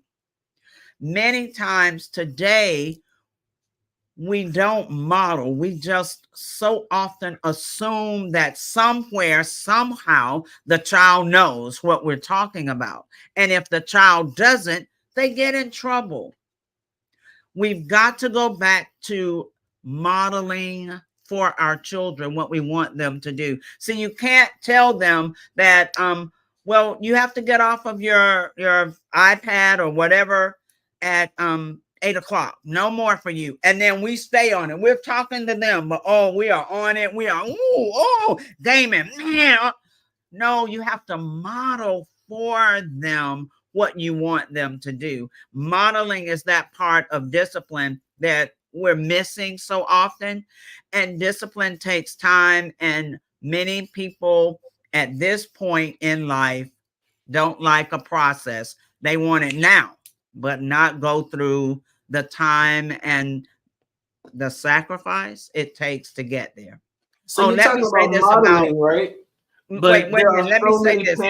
Say it again. Hold on. I want to say this. I may forget my time, my era. I may forget. I'm a little older. In the book, it teaches you, though, that a butt whooping cannot be your only go-to whenever your children do something. And it teaches you how to create a consequence chart. Many parents never recognize when their children are doing something good. They only recognize when they messed up. And then they go straight to the butt whooping. But that can't be the case. That shouldn't be the case. That's an injustice to our children. So it teaches you how to create what I call a consequence chart. And you have a list of rewards, and then you have a list of things that your child doesn't like. It might be you lose 15 minutes on your game tonight because you were not willing to do what you needed to do, or you you have to do extra chores. I know for some parents that's taboo, but children need chores so they can learn responsibility and accountability and how to figure things out for themselves. So yeah, the consequence chart is in the book as well. That consequence chart sounds like something I know some adults need a consequence chart. So this leads to my last question, right? The methods that you're talking about now seem a little bit evolved in comparison to the get somewhere and sit down and shut up because children are supposed to be seen and not heard, right? It sort of feels as if there needs to be a lot more intentionality in parental preparation before the child gets here. Oh my. Do you offer that as a service as well? I know that you're doing coaching, but do you offer like pre-parenting classes so that those individuals who want to have a nice little bundle of joy actually know how to love on the bundle? Yes, I can coach if they have, the aspirations to be a parent and they're hoping, or if they're expecting. I even, because of just credentials, I also coach parents with adult children, because many times that relationship starts to crumble when parents don't know how to respect the adult child. You can't treat the adult as if they're 10. I know they're your children, but it's that part of adultness. You've got to respect them as an adult first. Man, we just lost so many viewers, Miss Frizelma, because you told these folks that they gotta respect their adult children. You know, ain't nobody trying to. We have to have a whole nother conversation about this adult parenting thing. Wait a minute, the parents left, but their children are still watching. Like, yes, oh my God, I'm glad somebody told my mama that she's got to respect me. Yes. Yeah, that little Johnny, don't go say, Mama, I told you, don't do it. Don't do it. Thank you so much, Ms. Frizelma. This has been absolutely amazing. Glad to get more information about you and what you do. Absolutely. Thank you so very much for the opportunity. I love what I do. And until we work on it, the fabric of our society will continue to unravel. Yes, ma'am. Genius is coming. We're going to see each other on the other side. Absolutely. The Black Business Expo's mission is to raise funds for high school seniors going to college or K-12 entrepreneurs. This expo is a fundraiser for students. You may go to www.blackbusinessexpousa.com to donate to the scholarship fund, or use the Cash App that's on the screen below, $BBXUSA. Our goal is to give laptops and up to $5,000 to 10 students. Students can register online at www.blackbusinessexpousa.com. Every dollar counts, so we want to remind you to donate to the scholarship fund. We want to thank our Black Business Expo USA sponsors for April 2024. NC 100, Moody Capital Partners, Suede Soul, 5-Star BDM Media, Lotus Richey Coaching and Training, Carolina, Virginia Minority Supplier Development Council, Step Management, Hello LLC, BHS and Associates, Margie McLean Foundation Incorporated, Genius is Common, Earth Essentials, Mullane Shawnee Global, Executive Women's Success Institute, The Quality Coaching Company, Superwoman Business Services, Creative Force Studios, Lee Entertainment, Artistic App Design, Black Business Expo USA. Before I close out, let me say, I love talking about parenting wherever I go. If you are a parent, if you are expecting to become a parent, if you are the parent of adult children, please go to www.parenting911.org and set up a discovery meeting with me. Let's talk about where you are and where you need to go. Genius is common, and I'll see you on the other side.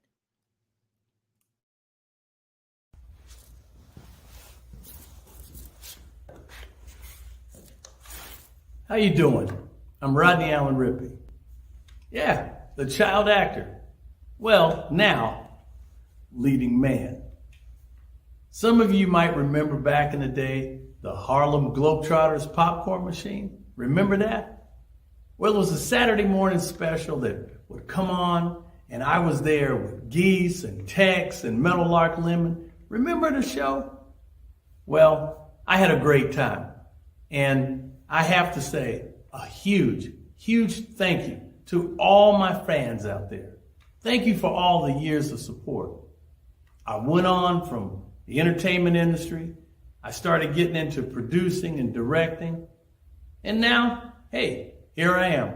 I'm a studio executive here in Burbank, California at 2526 Studios. I have to say, it's been pretty good, but the best is yet to come. Please stay encouraged. Keep reaching for your dreams and never forget that genius is common. Remember that. Genius is common. No matter what anyone says to you, no matter how tough the road may get, keep striving. Keep reaching for your dreams. And always know that you are worth it. Everything that you put into yourself, everything good that you pour into your life, you are worth it. And when the times get tough, when things don't go exactly right, it's okay. Dust your shoulders off. Stand up strong. And remember, genius is common.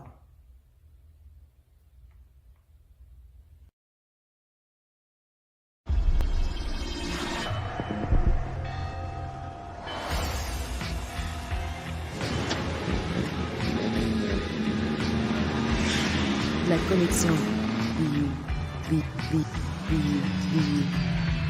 La connexion.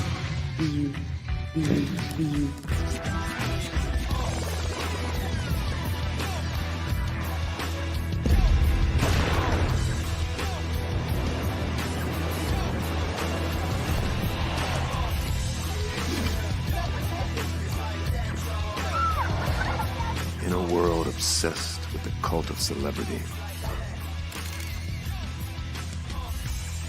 I challenge you not to aspire to anyone else's greatness, but instead strive to reveal and ignite the greatness within you. Are you serious? I totally think that that's it. Hey. No! Hey! To me, sexy is a man that knows who he is and what he wants. Okay. He's comfortable. You look at him, you see him, he's just comfortable being himself. And you're like, Baby, be you. Be you, baby. Just be you. I like it. Introducing the Be You collection, exclusively available at K&G Fashion Superstore.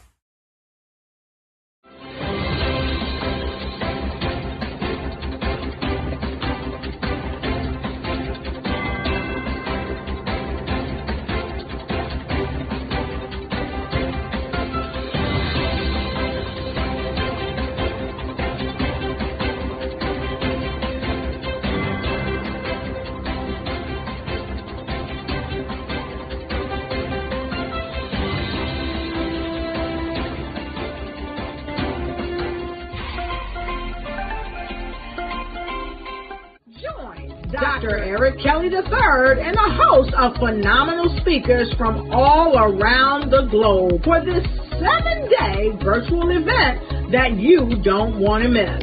The mission of the Black Business Expo is to raise scholarship money from kids all the way from high school, all the way from college. The Black Business Olympics is one of the largest Black business showcases in the world. It is an opportunity for businesses and companies to showcase their businesses globally. We are going to be giving away laptops up to $5,000 away to students.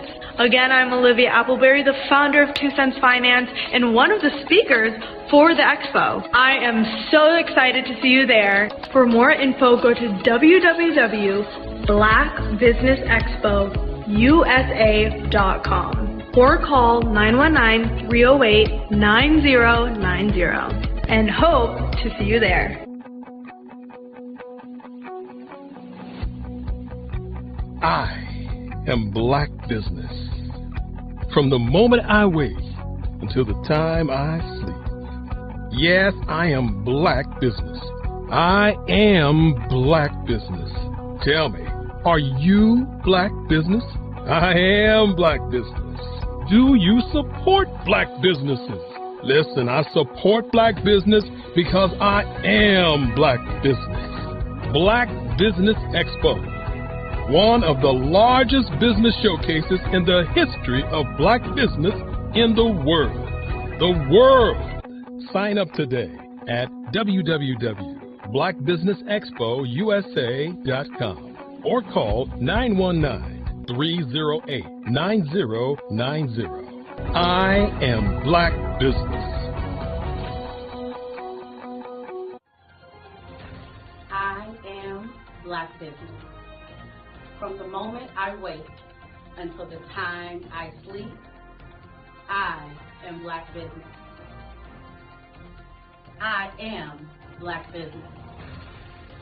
Are you Black Business? I am Black Business. Do you support Black businesses? I support Black business because I am Black Business. Black Business Expo, one of the largest business showcases in the history of Black America in North Carolina. Join Dr. Eric Kelly III and a host of phenomenal speakers from all around the globe for this 7-day virtual event that you don't want to miss. The mission of the Black Business Expo is to raise scholarship money from kids all the way from high school, all the way from college. The Black Business Olympics is one of the largest Black business showcases in the world. It is an opportunity for businesses and companies to showcase their businesses globally. We are going to be giving away laptops up to $5,000 away to students. Again, I'm Olivia Appleberry, the founder of 2 Cents Finance and one of the speakers for the expo. I am so excited to see you there. For more info, go to www.blackbusinessexpousa.com or call 919-308-9090 and hope to see you there.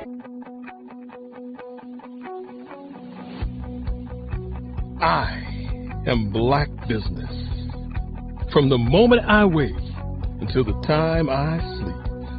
Yes, I am Black Business. I am Black Business. Tell me, are you Black Business?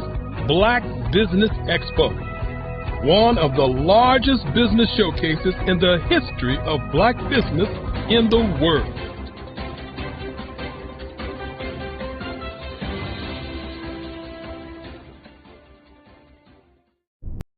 Follow the Brand TV broadcast host, Grant McGaw, as he visits with top executives and entrepreneurs to find out their secrets of success with their personal brand. Follow the Brand TV broadcast host as he focuses on brand development to build better relationships, bring value to your business, relationships, and career. You will enjoy listening to each episode that is tailored to speak to you directly. If you're looking for this type of clarity in terms of building your brand, you have tuned into the right station. Each episode will help you to shape a conversation in the 5-star BDM network of 20,000 professionals and become a springboard for your corporate engagement and business opportunities. Each guest will frame their story in the areas of personal branding, business development, career development, financial empowerment, and technology innovation. Grant McGaugh explains why he is the CEO and owner of his own professional career. Grant is an accomplished business leader and entrepreneur who wants to give back to individuals to grow their personal brand strategy. Tune in as he weaves his story about new possibilities, while to you exceed expectations. If you love storytelling, this show will make for fun.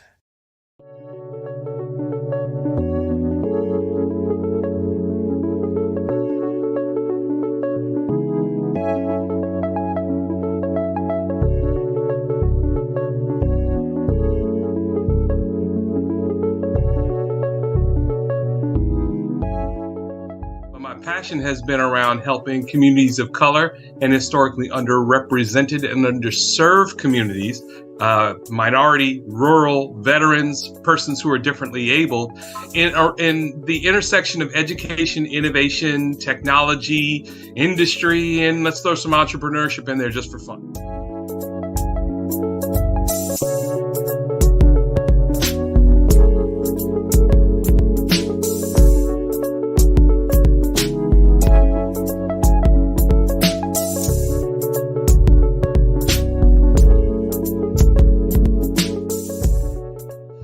See more around innovation, incubators, accelerators. I love the idea of going from innovation to commercialization.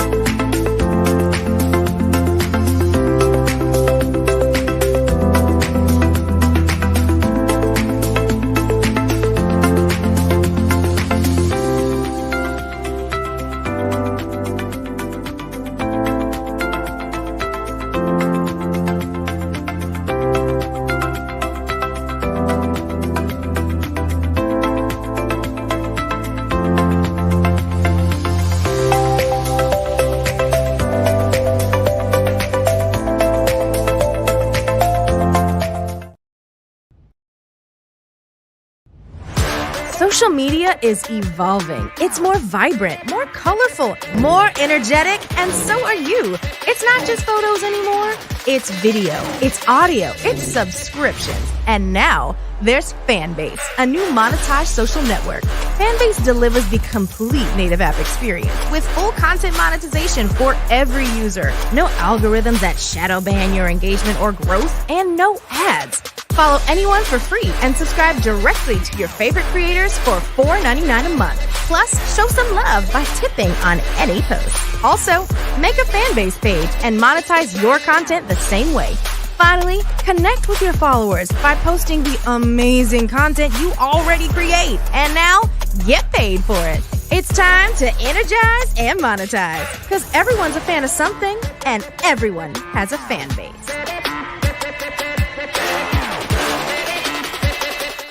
Five-Star BDM, Brand Development Masters, is a professional consulting and advisory group keenly focused on business development services for the small to mid-sized business and entrepreneurs. Although every business is unique, they often share business development challenges that can be addressed through smart branding. Services include process improvement and operations, digital strategy and transformation, business intelligence, digital marketing, and personal branding. Our business and personal branding company has helped a number of professionals and organizations to optimize and grow. This results in more business, more opportunities, better reach, positive outcomes. Visit www.fivestarbdm.com today to learn more. Sometimes you got to hear the news from the Black perspective, and more specifically, Black publishers. And that's exactly why you have to download the Hey Tie app, the largest mobile app delivering breaking news, videos, and podcasts from 200 of your favorite Black publishers. Yes, 200 Black publishers delivering news as it happens, literally all in one app. Go to HAYTI.com or download the app in the Google Play Store or Apple App Store. It's completely free, along with information that you can trust, so go check them out.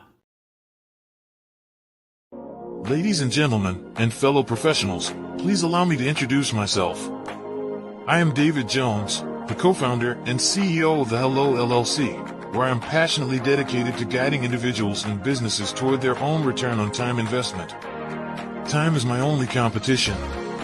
With over 20 years of experience as a corporate C-level executive, I bring a wealth of knowledge and expertise to the Hello LLC. My career journey has been marked by a relentless pursuit of excellence in marketing, strategy, and business management leadership. I have had the privilege of working with renowned Fortune 500 companies such as Xerox, American Airlines, Hilton, and Geico. However, what truly drives me is the transformational work we do at the Hello LLC. We are pioneering a new approach to business in the metaverse, where we empower businesses and individuals to build strong foundations, automate their processes and systems, while thriving in the ever-evolving digital landscape. More than just a 3D digital marketing agency, the Hello LLC is truly a community built on love, kindness, and integrity. We want more for you than from you. As I often say, collaboration is the new competition. In an era where time is the most precious commodity, I am here to guide you toward your own return on time investment, because if time was sold in stores, it would be sold out. With a deep commitment to excellence and a strong belief in the power of community, I don't just lead a company, I lead a movement into the future of business. Ladies and gentlemen, it is both an honor and a pleasure to be your guide on this remarkable journey. I am David Jones, and together, we will embrace a future marked by success, collaboration, and the transformative work we do at the Hello LLC. Hello stands for helping everyone live life optimally. So, let's make that pivot together and start living life optimally today.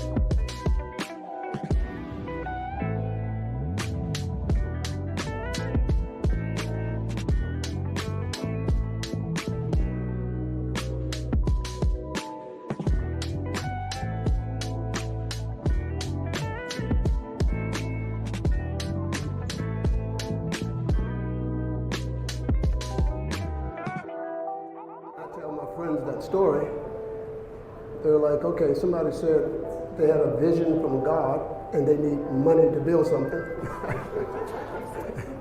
And I was like, well, if this guy tells me that the sun's not going to come up, I would not get out of bed. That's who he is to me.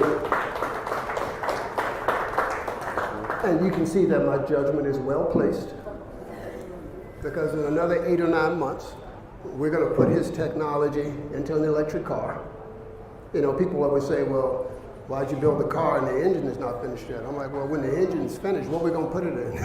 You know? So we had to do the 2 parts. What we're doing right now is putting those 2 parts together. And, you know, in 8 or 9 months, you know, Derek Automotive is going to basically redefine the electric transportation sector. But tonight is about having fun. So we're going to have fun tonight. Tomorrow we're going to get back to work. All right?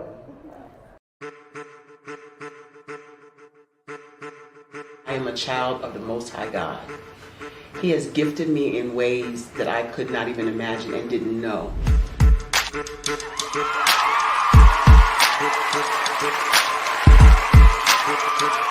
There was a time when I didn't know who I was. I listened to other people tell me who I should be, what I should do. I listened to people telling me that I should be a boutique owner, that I should be a construction manager, that I should be a laborer. Have you ever felt like you should do something else, be something else, go somewhere else, be wherever you wanted to be, and you felt like you were in a box? Anybody in the room? And you couldn't get out? Anybody in the room? And you kept trying to go and go and you couldn't get out? Anybody in the room? But let me tell you, you need to rock the box. Rock the box.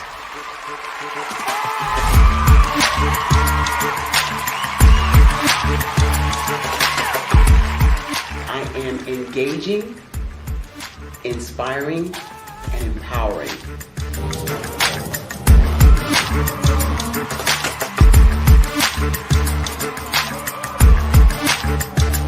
I would give you everything I know. Just by touching you, if I could, by osmosis, give you every single thing I've learned, I've gone through, I know I would. We know that's not possible, but as it is possible, I love to share information with people. Some of you out there, people have told you that you can't be, you can't have, you can't do. But I will tell you, like Kingston said, you can, you must, and you will. If it's to be, it's going to be me. You got to say it. If it's to be, it's going to be. If it's to be, it's going to be. If it's to be, it's going to be.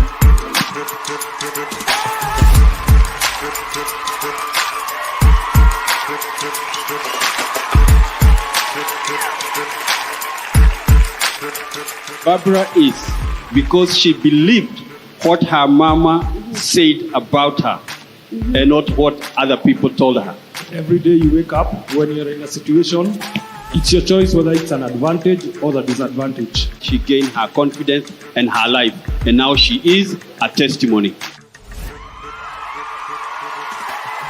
If I can help you elevate yourself, then I feel like I'm elevating my own self as well. What you know and I know together can change the world.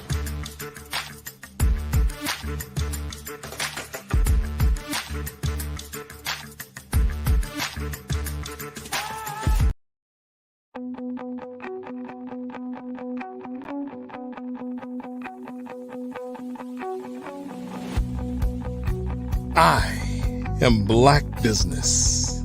From the moment I wake until the time I sleep.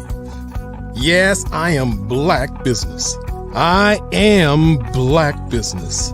Tell me, are you Black Business? I am Black Business. Do you support Black businesses? Listen, I support Black business because I am Black Business. Black Business Expo, one of the largest business showcases in the history of Black business in the world. The world! Sign up today at www.blackbusinessexpousa.com or call 919 308-9090. I am Black Business.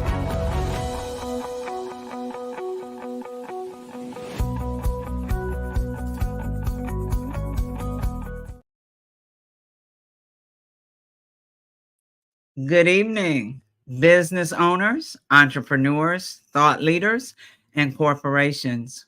Welcome to the Black Business Network.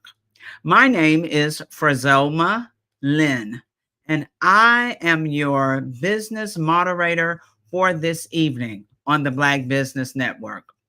The Black Business Network is a 24-hour business network showcasing Black businesses, business owners, entrepreneurs, and thought leaders worldwide.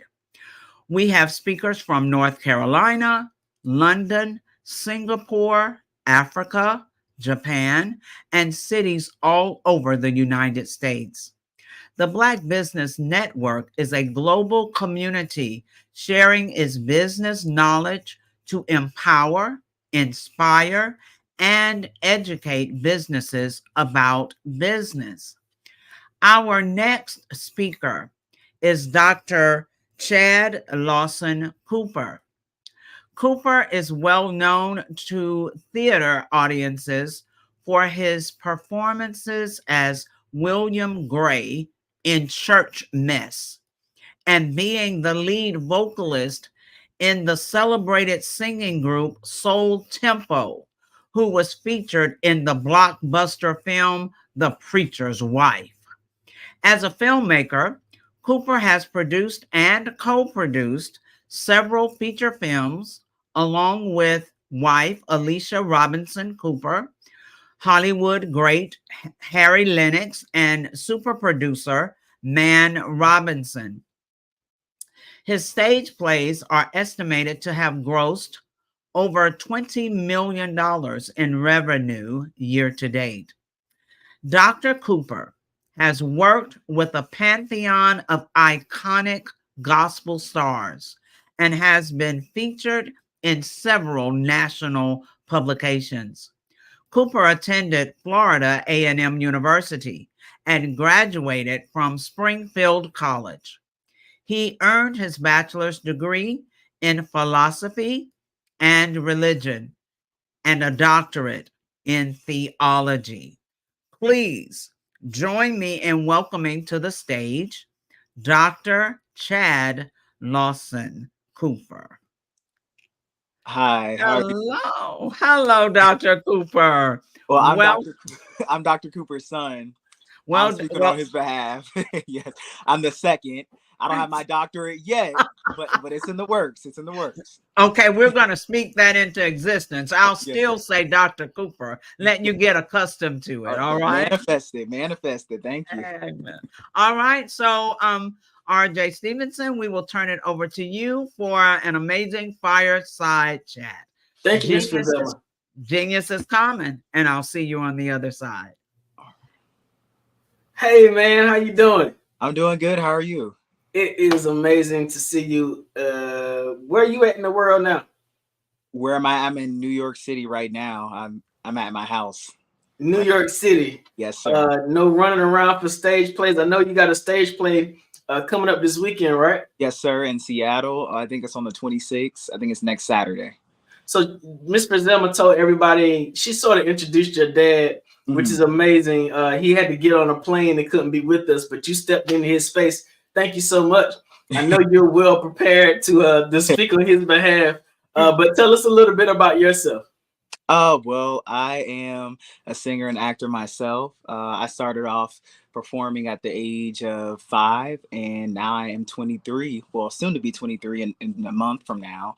I have traveled on and off Broadway around the world, and something I'm still practicing right now. I'm in school right now for my senior year, for my bachelor's degree. I'm in business, so that's kind of where my focus has been now. But I still assist my dad on his productions. So you're a senior in college, getting ready to graduate, and also a actor and a musician as well. How does all of that feel to be getting ready to make a strong life transition out of the college environment to move into the world and still have a schedule as a creative? It takes a lot of balance, and I think I have to rely on my faith a lot, just to trust God that I'm making the right decisions, but also following my purpose and understanding how can I integrate my passions and my purpose um, as well as my creative pursuits, but not only that, just my education. How can I make a marriage of those things? So I think it's possible for you to go to school as a creative and get a standard education and find ways to be creative within that fundamental. So why did you choose business? I mean, normally a person that's in creative, they'll either choose music or theater or something like that. Definitely you would having your mom or dad knee deep in acting. What made you choose business as a educational path? Well, I chose business because my mother didn't want me to go to school for anything in the arts, because she was like, well, you already got the training on the road. So, there's no point in you getting a formal education. But I had an opportunity to go to NYU for musical theater, but I ended up turning it away because I had listened to what my mother said, and I just decided to go for business instead. But I also wanted to know a different side of the world. I know about business from the entrepreneurship perspective, but I also wanted to know about business on a global perspective. So that's why I guess, was interested in business over all the rest of the degrees. So the Black Business Network is going to be an ultimate platform for you because this is all about global business from the diaspora. So what is it in business that you're seeking to do once you graduate? Have you thought about a career path yet? Well, I'm pretty similar to what my father does. Just creating an entertainment company, but then also possibly to go to law school and start an entertainment law firm. Those are some of the things that I'll be interested in. It would definitely have something to do with my passion. Got you. Well, I think you're well on your way and well prepared and experienced for those, even at a young age, because of all of the experience that you've gained during the plays. What roles have you been in? What kind of participation have you had in your experiences in stage? Well, I think the most integral role that I've had is playing Emmett Till in Justice on Trial. In the production that we're still running now, I played that role since I was 14 years old. So I think that that's kind of been the most, as far as acting goes, but singing wise, I've just sung around in different groups in New York City, with the Taj Walker group in Harlem, just different things like that, different projects, singing background. It's not really been more so anything on acting for me. It's really been more singing wise. I sing at institutional international church in Brooklyn, New York. So, those are really where my talents are really exposed. But in acting wise, it's really been with my father, and it's Emmett Till. Got you. Now, there may be some people who are not familiar with the Justice on Trial play, and you play Emmett Till in a movie as well, right? Yes, sir. Can you give a little synopsis of the background story of the movie so people can become more familiar? Okay, so the show and the movie Justice on Trial is about two civil rights attorneys suing the U.S. Justice Department for reparations for African Americans. So they bring back 3 time traveler witnesses, Harriet Tubman, Emmett Till, and Medgar Evers, to tell their stories to a courtroom. In order to encourage the jurors to vote in favor of African Americans receiving reparations. So there's a whole jury deliberation that goes on in this show, and it's a great show. It's very educational, inspirational, and impactful. Gotcha. And you do an amazing job. Oh, thank you. Playing Emmett Till in that production. Every time I do it, it's like you always bring something different to the stage. What's it been like to have the opportunity to play such an icon as Emmett Till, definitely in today with where we are in the landscape of social justice and Black history? I think to play a role like that, it can be very draining, and it has been very draining for me to play that role for several years, because I think you're putting yourself in a vulnerable place That I think as Black men, that we kind of try to ignore this place where we can feel emasculated, knowing that because we're Black, there's a burden on us, that there's a system that's set against us. So I think that's the role, the effect that it has on me. It can cause a lot of indignation playing a role like that. But then also it's just very sorrowful. So, you know, it takes a lot out of me when I do play that role. And I really hope that when people do see this production, if they are interested in it, I hope that you do leave with a burden to fight for justice, because Emmett Till is not just inside of me. When I'm playing him, he's inside of me outside of the costume, and he's inside of you and every one of us as Black men. Gotcha. Now, as in regards to the business of entertainment, you know, stage production can get interesting. Mm-hmm. Especially when, you know, like this weekend, you all are in Seattle. Your dad has been in Seattle pushing tickets, marketing, making certain that the production goes the way it's supposed to. And so what are the things that you've seen in your experiences traveling with your dad that caused you to want to be a part of the business end of musical production? I think that he has a unique, distinct way of marketing his shows and his productions that I've not seen anywhere else. So he really markets in the church market, and he will go into the churches and create a partnership with the church community. And that's how he'll market his show, as opposed to just doing radio and TV. He really connects with the community. And so that kind of, he builds this personal relationship with them where they feel like they can trust whatever my dad is going to put out, that it's going to be great, because he's established some type of foundation. So I think for the business aspect of it, I'm always in awe when he goes into a church and markets on Sunday. I'm like, you know, he'll go up there and he'll give his 30-second rundown of the show, and then he'll also sing, because he is multi-talented. So he'll sing, and then that also, you know, just hooks them in. So I think because he's a master of all, I don't like to say jack of all trades, but I think because he's a master of all, his technique is very unique, and I don't think it's something that most businesses can duplicate. So now, as you've been studying in college, you should have heard about identifying your niche so that you can identify your prospective clientele. Why do you think going to Black church congregations, why do you think that's been successful for him as he's identified that as his marketing structure? I think that's been successful for him because that's what he understands, and he understands the psychology of what that demographic is attracted to. Like most people who are pioneers in business, you have to understand or you have to study the psychology of the demographic.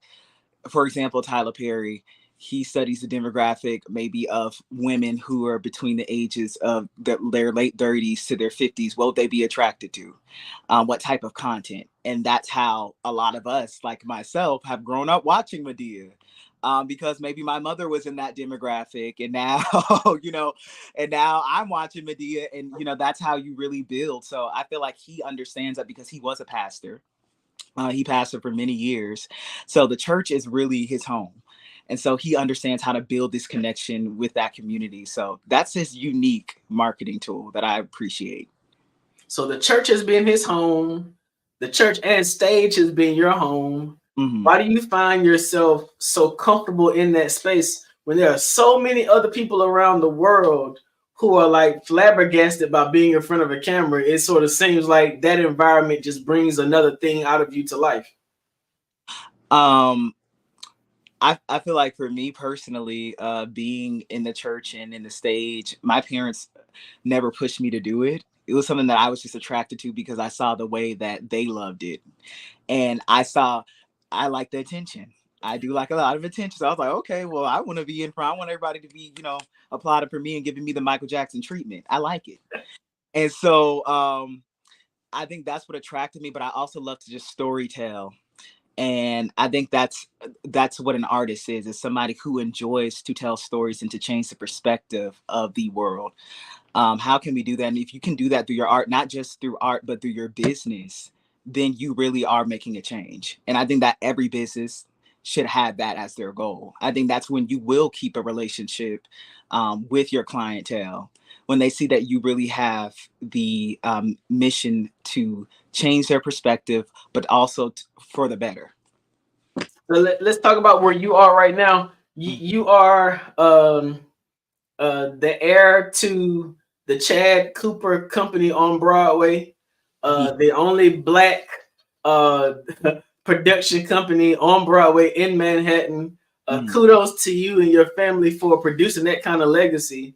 What kind of weight does that feel like for you following that kind? I mean, your mom and your dad are prolific actors and singers. How does that make you feel following along in their footsteps? Is that anxiety? Does it make you, because I'm a PK too, and most PKs, we don't want to have nothing to do with the career that our parents had. How did you come about to embrace that as something that you wanted to do in the future, and especially on a particular side of business? I think I embraced it because I loved it. I had a passion for art already, and I think that I saw something in my parents that I could potentially see in myself. And so although I may not feel like I am at the level or the skillful level of my parents yet in whatever they do, that's still kind of like a barometer to look at and be like, okay, well, I could get there. I can measure my, my potential by looking at them. And I've never doubted myself. So I could look at anybody and be like, okay, I can do that. And I think faith is what my father has taught me. And as a businessman, I think that's what you have to have. My dad is the most confident person that you'll probably meet. And, somebody could probably think that that's an inflated ego, but I think it's kind of like pep talking yourself. We have a lot of negative self-talk to ourselves, and we doubt ourselves a lot. But I think if you kind of listen to that voice that says you can do it and you can do anything you want, that's when things get done. So I've always chose to believe in that voice, because if I listen to the voice that's like, no, you can't do it. No, you can't do it. I won't do it. But if I listen to that voice that says I can, I believe I will. Got you. Now you've gone from being an actor, a singer. Do you play any instruments? Only the vocal cords. That's it. All right, you're going from being an actor and a singer to now expanding your range to business. In a business world like today, it's very important that you learn to be diversified, so that in what we call economic winters, you can find yourself shifting and adjusting to do something different. What does it mean to you to be that kind of diverse? Some people will only choose to be focused on singing. Some people will only choose to focus on acting, but you're focused on singing, acting, and then the business of entertainment. What is it about diversification that draws you to take that path? I think I'm attracted to diversification because it creates opportunities for everyone. And it also creates more opportunities for yourself. I don't like being put in a box. I always say, you can't put me in a box. I live in a mansion. I have multiple rooms. There's multiple things multiple places I can be at once. So I think diversification, it helps you as a businessman because you're not put into one thing, and you're able to continually expand and innovate when you are diverse. I think it stops when you become stagnant and you say, oh no, this is all I can do. I believe that God has given us many gifts and many skills. And that's another thing I was taught by my father. He's never been put in one box. So I choose to not put myself in a box as well. So I think that's what I like about diversification, is that it creates opportunities for you, but for others as well. So are there any, what is your dream role? If you could ever be asked by any producer, any director to fill a role on stage, whether it be a play in the past or a movie, what would sort of be your dream role for somebody to ask you to perform? A dream role? Ooh, whatever one I'm going to write. whatever one I'm going to write, and it's going to win me an Oscar. That's the dream role. And I'm glad you said that too, because we did a iteration of Justice on Trial in Descendants. Yes, and I remember your dad saying that you wrote a large amount of the script. Can you talk about what that opportunity was like? I mean, as young as you are, having an opportunity to write a portion of a script for a stage play, that's a major milestone. What was that like for you? Well, for me at first it seemed laborious because I've not opened up. I have a lot of health issues that can sometimes impact me, especially when it can come down to some of my cognitive abilities when I want to get things done.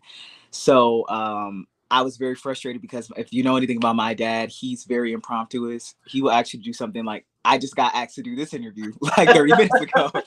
So I would have been better, dressed for this occasion. But he asked me to do it in a week prior. And so when it comes down to me as a creative, I like to take my time to just meditate on what is the big picture of what I'm trying to say. Where can I find the humanity in my art that everybody can connect to, whether you're black, white, or whatever. And I think as a business owner, that's the type of mentality that you should have as well. Because that's how it can be attractive to everybody. Where's the humanity in my business? How's this going to serve everyone? So I think that's really how I write. And I told you about that, I think, when I spoke to you about my music before. I like to tug on the heart a lot in a more so emotional side of things, because I am a cathartic person. But being able to do that and write this show was a fun experience for me. And it definitely boosted my confidence a lot for the time that I was in. So you're getting ready to graduate from school. Congratulations on that. Thank you. Thank you. What's the next step? The next step hopefully is the Grammys or the Oscars. Hopefully that is the next step. Amen. But the next step for me is just, I believe, just success. I believe I have the Midas touch. Anything I touch will turn to gold. So whatever it is that God has for me, but I would just like to be impactful in this world. And through my art and through me as just a person. How can I be an impactful person, even through business? So that's the next step for me. That's amazing. Are you looking at getting a master's in fine arts or anything like that to further your education? So the goal right now is probably to just go to law school. That's kind of like the goal for me, because I do still want to have a license to practice law. That's still a passion of mine. So I will continue to get an education as long as I have the money to. So in terms of law, is there a particular area? Are you looking at entertainment law? Yes, entertainment law. I've been law. told that every family needs a good lawyer somewhere. So Right. What kind of law are you looking at doing, and what inspired you to take that path? Entertainment law, because of the field of work that my parents are in and that I am in. I just believe that artists should know their rights. I am an artist advocate. I believe that you should know your rights. I believe that you should not be making less money than people who are not creating the art. And if you can find a way to independently make money, I suggest you do that. And that just goes for business as well. The same rules apply even in business, corporate versus, just being a regular entrepreneur. I just believe that people should be able to be independently financially successful in their businesses.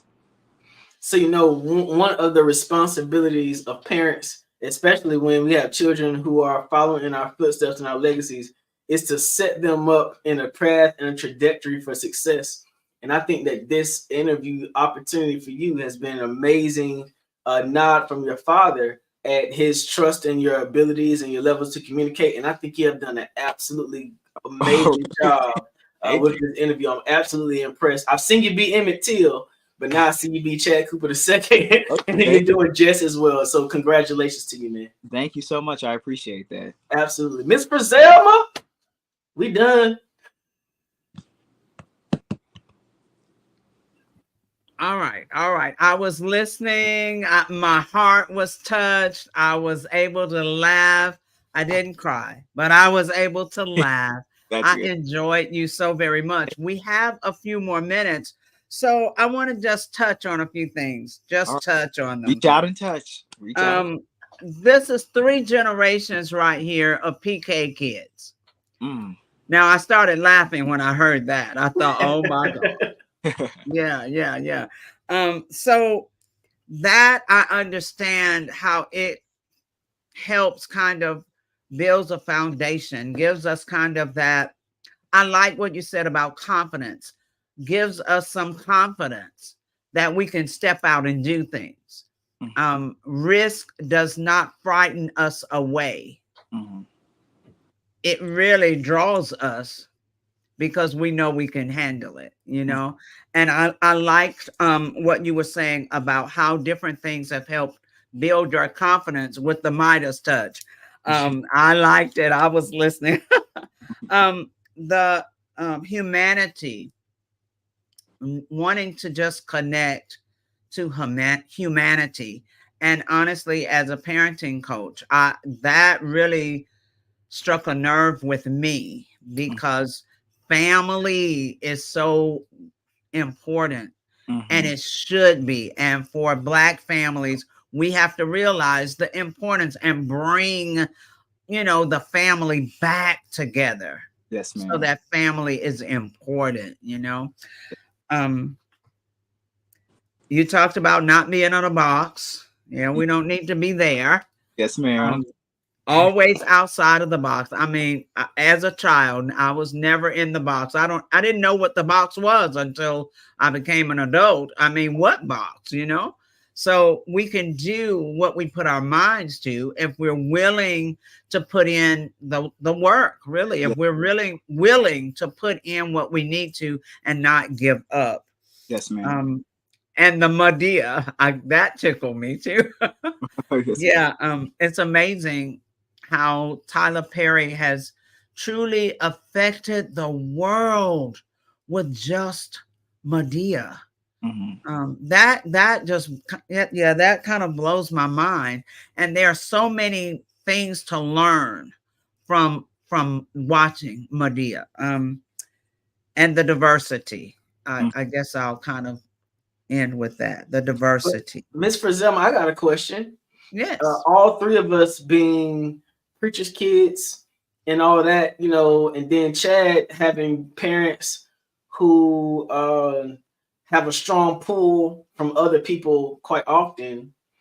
Chad, what has it been like seeing the sacrifice that you've had to give as a young person, having your parents pulled in so many directions? How have you been able to navigate that? Because I know being preacher's kids, our parents don't belong to us. Right. I think just finding my own voice. And I realized at a young age that I had to do that. The parents that I have are very straightforward. They can be somewhat domineering to some people. But for me, they always taught us how to find our own voice. Even though I do things that are similar to my parents never pushed me to do anything I didn't want to do. They were in ministry, they wanted to sing, but I think that me just figuring out what I wanted to do and be focusing on my passion, it didn't make me, I guess, miss my parents in a way, or feel like they were taking anything from me. I understood that what they were doing was something I admired and something I wanted to do as well, which is what she was just saying, which is about humanity. They were helping people. They were saving people's lives. And that's something that I would like to do. So I think I understood that at a young age. That's awesome. That was a great question, because so many times parents don't show, we talked about modeling for your children earlier, they don't show humanitarianism. They don't teach their children how to care for another human being. I mean, just walking past someone and helping them if they need your assistance. So it's amazing that you have a heart for, you know, other humans. That's amazing, because it's missing so much in our world today. Thank you. Speaking of that heart for humans, that's the whole reason why we do the Black Business Olympics, you know, Absolutely. to provide those laptops for young people all over the country. So I'm glad that we're all able to even, you know, having legacies of people who helped others to continue those legacies ourselves. Absolutely. And how would you like for people to contact you, or you know, just get in touch with you for whether it's jobs or whatever the case may be, that Grammy coming up or whatever it might be? How would they contact you? You want to speak it? You can get in contact with me at the official Chad Cooper II on Instagram, or you can go to my father's page. I believe he's the official Chad Lawson Cooper on Instagram, or you can go to greatfaithentertainment.com if you would like to see any of the productions that we have that are actively going on now. And you're going to give a plug for the Seattle show, right? Yeah, the Seattle show is on April 26th, I believe. It's next Saturday. It's going to be at 6:30, and we still have some tickets left. So if you like to come out, and bring your umbrella because we're in Seattle. Just make sure you bring your umbrella. You'll be all right. But thank you all so much for bringing me on this platform. Even though it was last minute, I really appreciate speaking with you all about this. I would love to come back, and I'd love to tune in to see more guests speak. Absolutely. All right. You've been an excellent guest. So thank you so very much for talking from your heart, and so many young people your age listening in and hearing that. So you've inspired people all over the world just this evening. All right. Thank you so much. Yes, sir. Mr. RJ, thank you. You were a great fireside chat host. And one more to go. All right. Genius is common, and I'll see you on the other side. Awesome. Thank you. The Black Business Expo's mission is to raise funds for high school seniors going to college or K-12 entrepreneurs. This expo is a fundraiser for students. You may go to www.blackbusinessexpousa.com to donate to the scholarship fund, or use the Cash App that's on the screen below, $BBXUSA. Our goal is to give laptops and up to $5,000 to 10 students. Students can register online at www.blackbusinessexpousa.com. Every dollar counts. So we want to remind you to donate to the scholarship fund.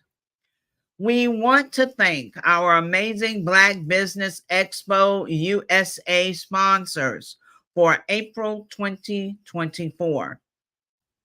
NC 100, Moody Capital Partners, Suede Soul, BDM Media, Lotus Richey Coaching and Training, Carolina, Virginia Minority Supplier Development Council, Step Management, Hello LLC, VHS and Associates, Margie McLean Foundation Incorporated, Genius is Common, Earth Essentials, Malaine Shawnee Global, Executive Women's Success Institute, The Quality Coaching Company, Superwoman Business Services, Creative Force Studios, Lee Entertainment, Artistic App Design, Black Business Expo USA.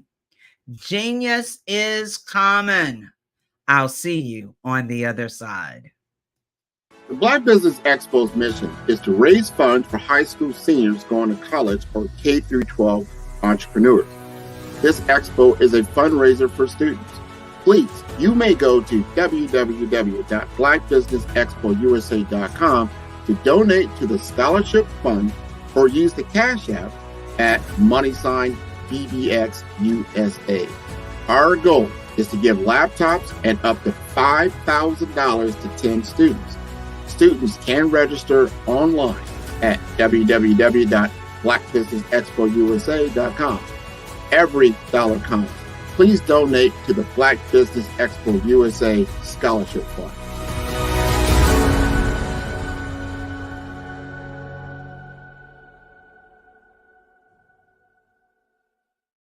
Follow the Brand TV broadcast host, Grant McGaw, as he visits with top executives and entrepreneurs to find out their secrets of success with their personal brand. Follow the Brand TV broadcast host as he focuses on brand development to build better relationships, bring value to your business, relationships, and career. You will enjoy listening to each episode that is tailored to speak to you directly. If you're looking for this type of clarity in terms of building your brand, you have tuned into the right station. Each episode will help you to shape a conversation, in the 5-star BDM network of 20,000 professionals and become a springboard for your corporate engagement and business opportunities. Each guest will frame their story in the areas of personal branding, business development, career development, financial empowerment, and technology innovation. Grant McGaw explains why he is the CEO and owner of his own professional career. Grant is an accomplished business leader and entrepreneur who wants to give back to individuals to grow their personal brand strategy. Tune in as he weaves his story about new possibilities, while to you exceed expectations. If you love storytelling, this show will make for fun. Hello, my name is Kiasi Helm and I'm 14 years old. I think my genius would probably have to be setting goals and achieving them. I say this because ever since I was young, I always wanted to be an author, and at age 11, I ended up achieving this. But not only did I end up becoming an author, I ended up becoming a public speaker, a publisher, a business owner, all these great things. The name of my business is Written by Kids Publishing Company. I decided to start this company because I thought it was important for me to help kids my age express themselves through literacy and just achieve their own goals. Because to me, achieving goals is the best thing in the world to feel. It's you just achieving things and aspirations that you set for yourself. And I know that everybody is capable of this, because even if you don't end up achieving the goal, you still tried your best, and that's the most important thing. And everybody is capable of this because genius is common. Thank you.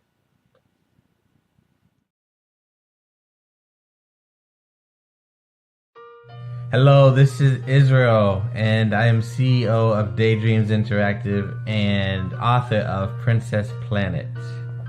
So, genius is common, and as a kid, I loved to daydream. Even as an adult, I love to daydream. And when my daughter became 6 and loved princess characters, but we just could not find the diversity that showed her, we created our own characters. So, for instance, you have Princess Nulu right here. Princess Nulu is from Uganda, and her genius is that she loves to take care of animals. She can actually even listen and hear what they say. And then we have Princess Isabella right here. Princess Isabella, she's from Cuba, and her genius is biochemistry. One day she hopes to eliminate disease. Then we have Princess Nia right here, and Princess Nia is based off of my daughter, and she wants to be the greatest dancer alive. So that's her genius. So what's your genius? My genius is my imagination. Genius is common.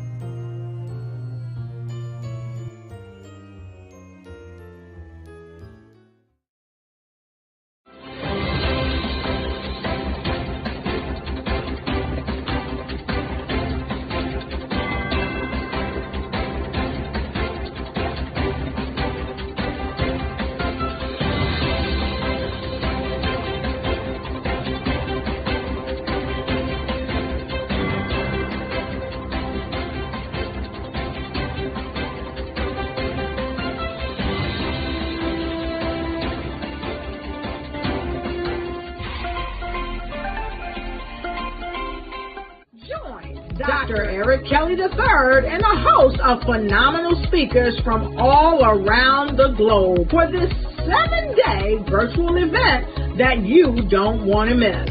The mission of the Black Business Expo is to raise scholarship money from kids all the way from high school, all the way from college. The Black Business Olympics is one of the largest Black business showcases in the world. It is an opportunity for businesses and companies to showcase their businesses globally. We are going to be giving away laptops up to $5,000 away to students. Again, I'm Olivia Appleberry, the founder of 2 Cents Finance and one of the speakers for the expo. I am so excited to see you there. For more info, go to www.blackbusinessexpousa.com or call 919-308-9090 and hope to see you there. I am Black Business. From the moment I wake until the time I sleep. Yes, I am Black Business. I am Black Business. Tell me, are you Black Business? I am Black Business. Do you support Black businesses? Listen, I support Black business because I am Black Business. Black Business Expo, one of the largest business showcases in the history of Black business in the world. The world! Sign up today at www.blackbusinessexpousa.com or call 919-308-9090. I am Black Business. I am Black Business. From the moment I wake until the time I sleep, I am Black Business. I am Black Business. Are you Black Business? I am Black Business. Do you support Black businesses? I support Black business because I am Black business. Black Business Expo, one of the largest business showcases in the history of Black America in North Carolina. Join Dr. Eric Kelly III and a host of phenomenal speakers from all around the globe for this 7-day virtual event that you don't want to miss. The mission of the Black Business Expo is to raise scholarship money from kids all the way from high school, all the way from college. The Black Business Olympics is one of the largest Black business showcases in the world. It is an opportunity for businesses and companies to showcase their businesses globally. We are going to be giving away laptops up to $5,000 away to students. Again, I'm Olivia Appleberry, the founder of 2 Cents Finance and one of the speakers for the expo. I am so excited to see you there. For more info, go to www.blackbusinessexpousa.com or call 919-308-9090 and hope to see you there. I am Black Business. From the moment I wake until the time I sleep. Yes, I am Black Business. I am Black Business. Tell me, are you Black Business? Black Business Expo, one of the largest business showcases in the history of Black business in the world.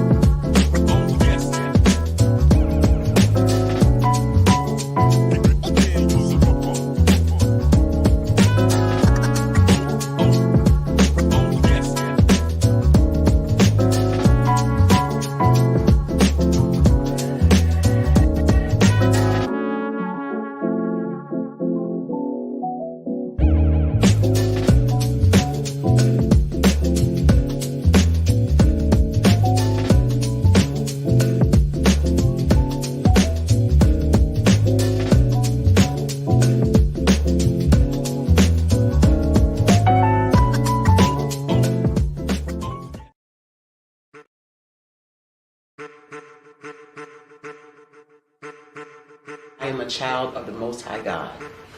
He has gifted me in ways that I could not even imagine and didn't know.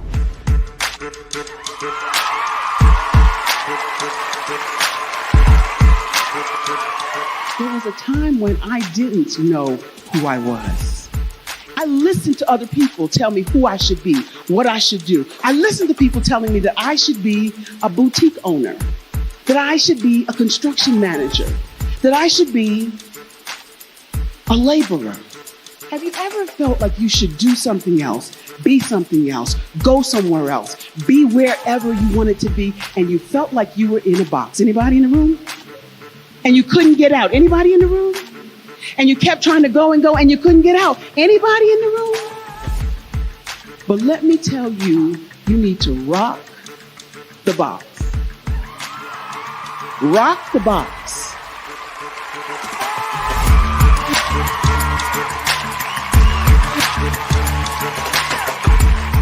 I am engaging, inspiring, and empowering.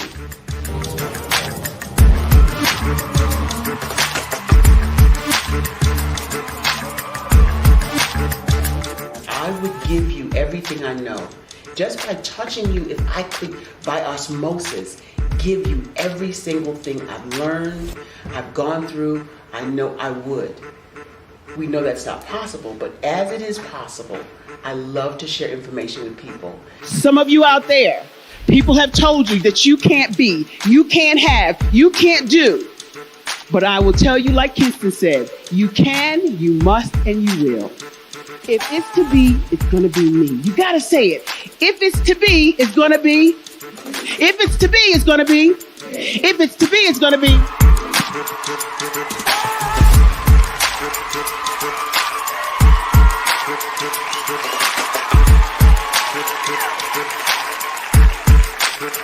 Barbara is because she believed what her mama said about her and not what other people told her. Every day you wake up, when you're in a situation, it's your choice whether it's an advantage or the disadvantage. She gained her confidence and her life, and now she is a testimony. If I can help you elevate yourself, then I feel like I'm elevating my own self as well. What you know and I know together can change the world.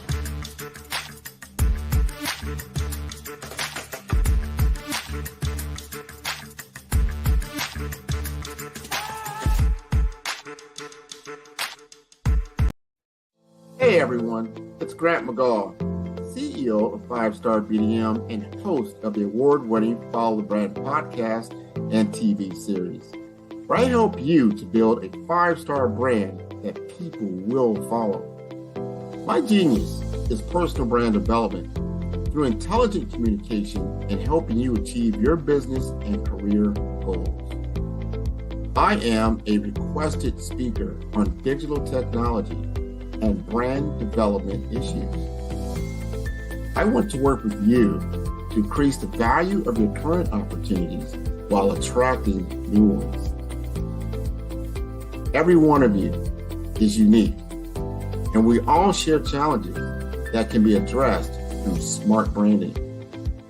As a super connector, I work with you as an executive coach to guide you along the complicated business and career development road, providing the enhancement tools and information you need to succeed.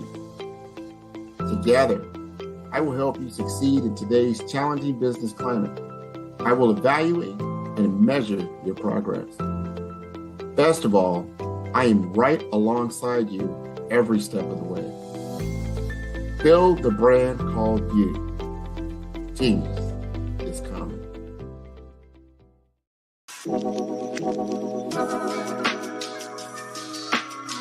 The African company and the African CEO is making a conscious decision to bring on someone external to the continent versus bringing on someone who is from Ghana or Kenya or South Africa. And so the skill sets of the people that we take through our executive leadership training program and ultimately on the placement, obviously have to be extremely high caliber. So what we look for are corporate executives at the vice president to C-suite level, as well as Black entrepreneurs. When we look at the Black corporate executives, we're looking for some very specific skill sets, whether that be around supply chain, sales and marketing, engineering, product development. We want our folks to be able to add immediate value to the corporate board, right? And the other thing is, even if they don't necessarily have specific industry experience, they're bringing a diversity of thought.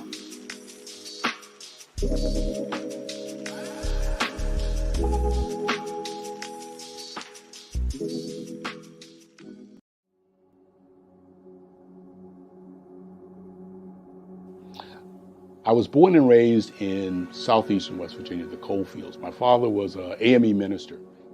For me, I was very fortunate. Even though I grew up in the segregated South, I was surrounded by flourishing Black businesses, doctors, lawyers, bankers, dentists. They were all there and they were all successful. And I guess that's part of my dream, is to see that success come back. My name is Joseph Simmons, and I am the founder of the Center for Micro-Entrepreneurial Training. We have this moment in time where we can change the trajectory of people. And our focus is on women, Black and brown entrepreneurs, and their access to capital, their ability to build thriving businesses, the ability to employ people. There's a study that showed that in those three communities, especially Black and brown communities, $1 stays in those communities for 30 minutes. In white community, $1 stays in their communities for 8 hours. So think about it. For you in a Black or brown community to get gas, to get food, to go to a restaurant, you've got to leave your community, take those dollars out of that community and take it to another community that's already being well served. So if we can reverse that, if we can go from 30 minutes to an hour to 2 hours, that's progress. That's what we need to do. I was with SCORE. And then in May of 2020, of course, the events happened in regards to the murder of George Floyd. The other thing that I was experiencing was the denials of federal funds for small businesses. And it revolved around one thing. These businesses were not being prepared for grants and for government programs. And I came up with the idea for the Center for Micro-Entrepreneurial based off those two things.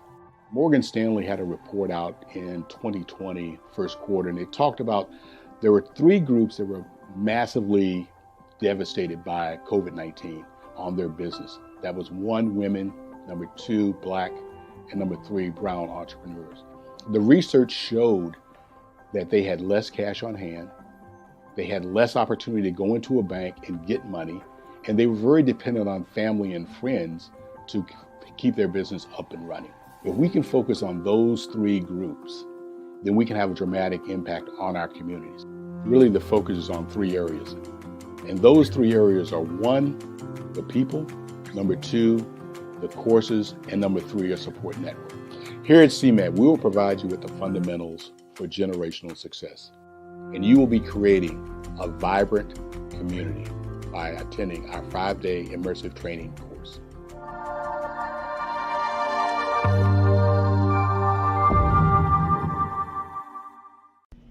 Why do I do what I do?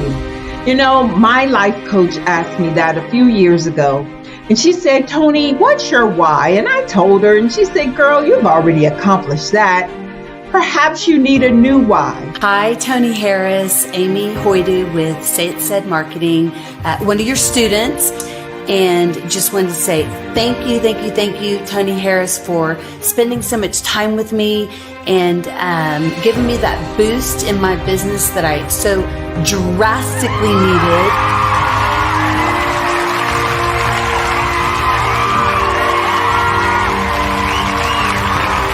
My why is to touch, move, and inspire my clients to take drastic steps to be better than they were before they met me. I'm a resource. I'm a connector. I want to help people build deeper relationships that are beneficial to their life and business. That's what I do best. So, first thing you got to do is show up. And speaking is a way to magnetically attract your ideal client to you. How many of you use social media that way? Absolutely. And this is how you look to the world. Drastic steps are the steps that are needed to be successful. And my business is drastic denotes a mindset. Getting out of your comfort zone. Doing something that you don't necessarily feel comfortable doing, want to do, but you know it's a necessary step to be successful in your business. I get the most satisfaction when I see my connections flourishing into relationships long after I am gone. Hi, my name is Jasmine Augustine with Media Jasmine, and I've joined several networking and referral groups in the area. And Network in Action Northeast Houston with Tony Harris Taylor is one of the best organizations that I've joined. I love that piece of what I do, and it is what fuels my fire.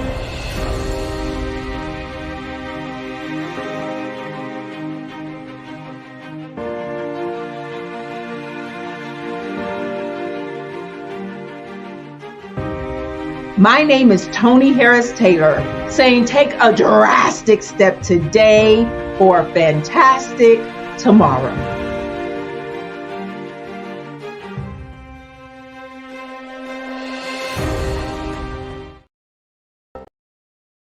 I was born in a little village on the island of Haiti. Many deadly diseases pounded me. It is as if they were on a mission to end my existence on this earth. I refused to give up. In 1983, I left Haiti and came to the United States of America. And I came with $5, 2 shirts. I didn't speak in English. I came to Atlanta. I got a job. I was a doorman. I was a doorman with a dream. What I used to come on stage. I'd rehearse this moment that I'm standing in front of you. That's the power of a dream. Maybe today is the day you begin acting as if you already have it. And then step out with full force. Take a risk. No condition is permanent. Don't let your situation distract you. You are chosen.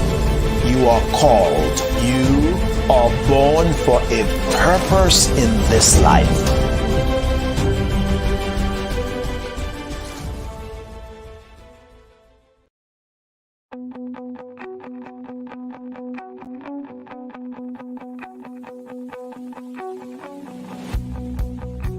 I am Black Business.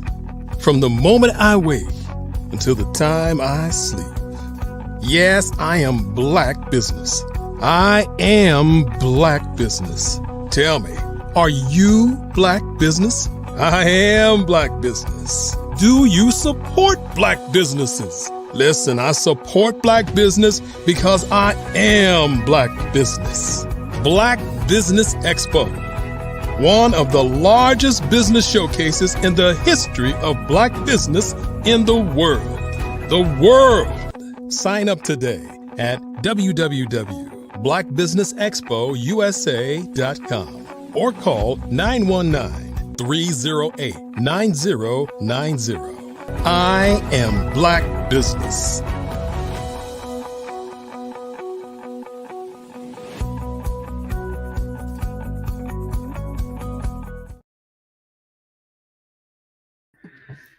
Good evening, business owners, entrepreneurs, thought leaders, and corporations. Welcome to the Black Business Network. My name is Frazelma Lynn, and I am your business moderator for this evening on the Black Business Network. The Black Business Network is a 24-hour business network showcasing Black businesses, business owners, entrepreneurs, and thought leaders worldwide. We have speakers from North Carolina, London, Singapore, Africa, Japan, and cities all over the United States. The Black Business Network is a global community sharing its business knowledge to empower, inspire, and educate businesses about business. Our next speaker is Joelle Sylvan. Joelle Sylvan has been an inimitable force behind the scenes as an advisor to numerous music executives, philanthropists, I couldn't get that word together, philanthropists, C-level executives, and children. Mr. Sylvan has an extensive background in technology, sports, and entertainment. Prior to his current career in finance, Joelle worked with a variety of well-known artists, producers, and comedians as a young music executive. Additionally, he secured a partnership with a publishing company, during which he created a marketing consulting company that provided endorsement deals for artists and celebrities in the music industry, pairing them with Fortune 500 companies, bringing sneaker, apparel, and accessory companies into urban lifestyle branding. This led to him becoming a silent partner with Bulldog Bikes for the first urban bike BMX lifestyle company in the world. He is currently a financial services provider with New York Life Securities LLC and the executive producer and host of the Power Moves of Radio Show podcast featuring celebrities, professional athletes, and key influential executives. Please join me in welcoming to the stage Joelle Sylvan. All right. Nice to meet you, Frizelma Lynn. How you doing? I love that so necklace and I love them earrings. Woo! Thank you. We welcome you to the stage. I am looking forward to hearing all about what you do, how you help people, and how you are transforming things in this world. So Mr. R.J. Stevenson will be your gracious host and in this fireside chat. Gentlemen, genius is coming, and I'll see you on the other side. All right. So, I love them glasses too. Love them frames. How you doing, Mr. Stevenson? How you doing, baby? What up, brother? Hey, man, just chilling, man. I'm so happy today. Today, my friend's Tribe Called Quest has made it into the Rock and Roll Hall of Fame. Salute to Mary J. Blige. Salute to Dionne, the beautiful Dionne Warwick. Who else made it to the Hall of Fame? I just can't remember the others, but Cher, I believe. But most important for me, the Tribe Called Quest, because of my relationship with their former manager, who rest in peace, Mr. Chris Lighty, baby Chris Lighty. He was the man that when we needed to go on tour, the group that was on my label, we was able to go on a college tour with the Fugees and Tribe. But anyway, this is your show. Man, it's your show. I've been up here all day. We'll talk about you. Listen, man. First of all, we met doing a radio show, the podcast Power Moves, and it has always been. I'm highly connected to music and entertainment, so it's always been intriguing to me to see how you move, like your movements in the music industry and entertainment were real different. Like not being an artist yourself, not being a producer, but being on the side of business deals, being on the side of endorsements, pulling business and music into the same room. You've had some amazing experiences. Now, don't name drop too hard because I don't want no problems. But tell the people a little bit about some of the stuff that you've done and your experiences in the industry? Well, let me put it this way. First and foremost, I want to thank God for putting me in connection with my mentors, Bo and Charles Huggins.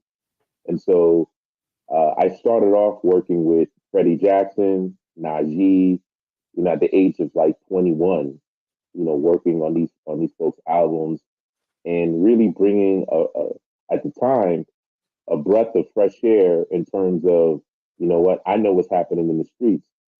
Funny story was my mentor, Bo Huggins, when we got the music from Mary J. Blige before everybody else heard it, and I was like, "Oh my God, this is crazy! This is bananas!" And he was like, "It's garbage. It's on a 16 track. It's not mixed well." And I'm like, "No, this is what we like. This is what the kids like."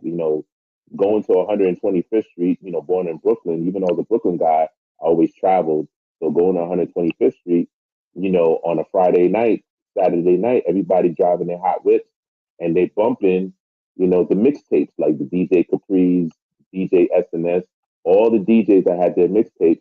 People are bumping the cars, and what you heard was folks that could sing on top of raw hip hop tracks. They would take Stephanie Mills songs and have them on hip hop tracks. And so that was coming next, and that's what Puffy took advantage of. At the time, he was Puffy.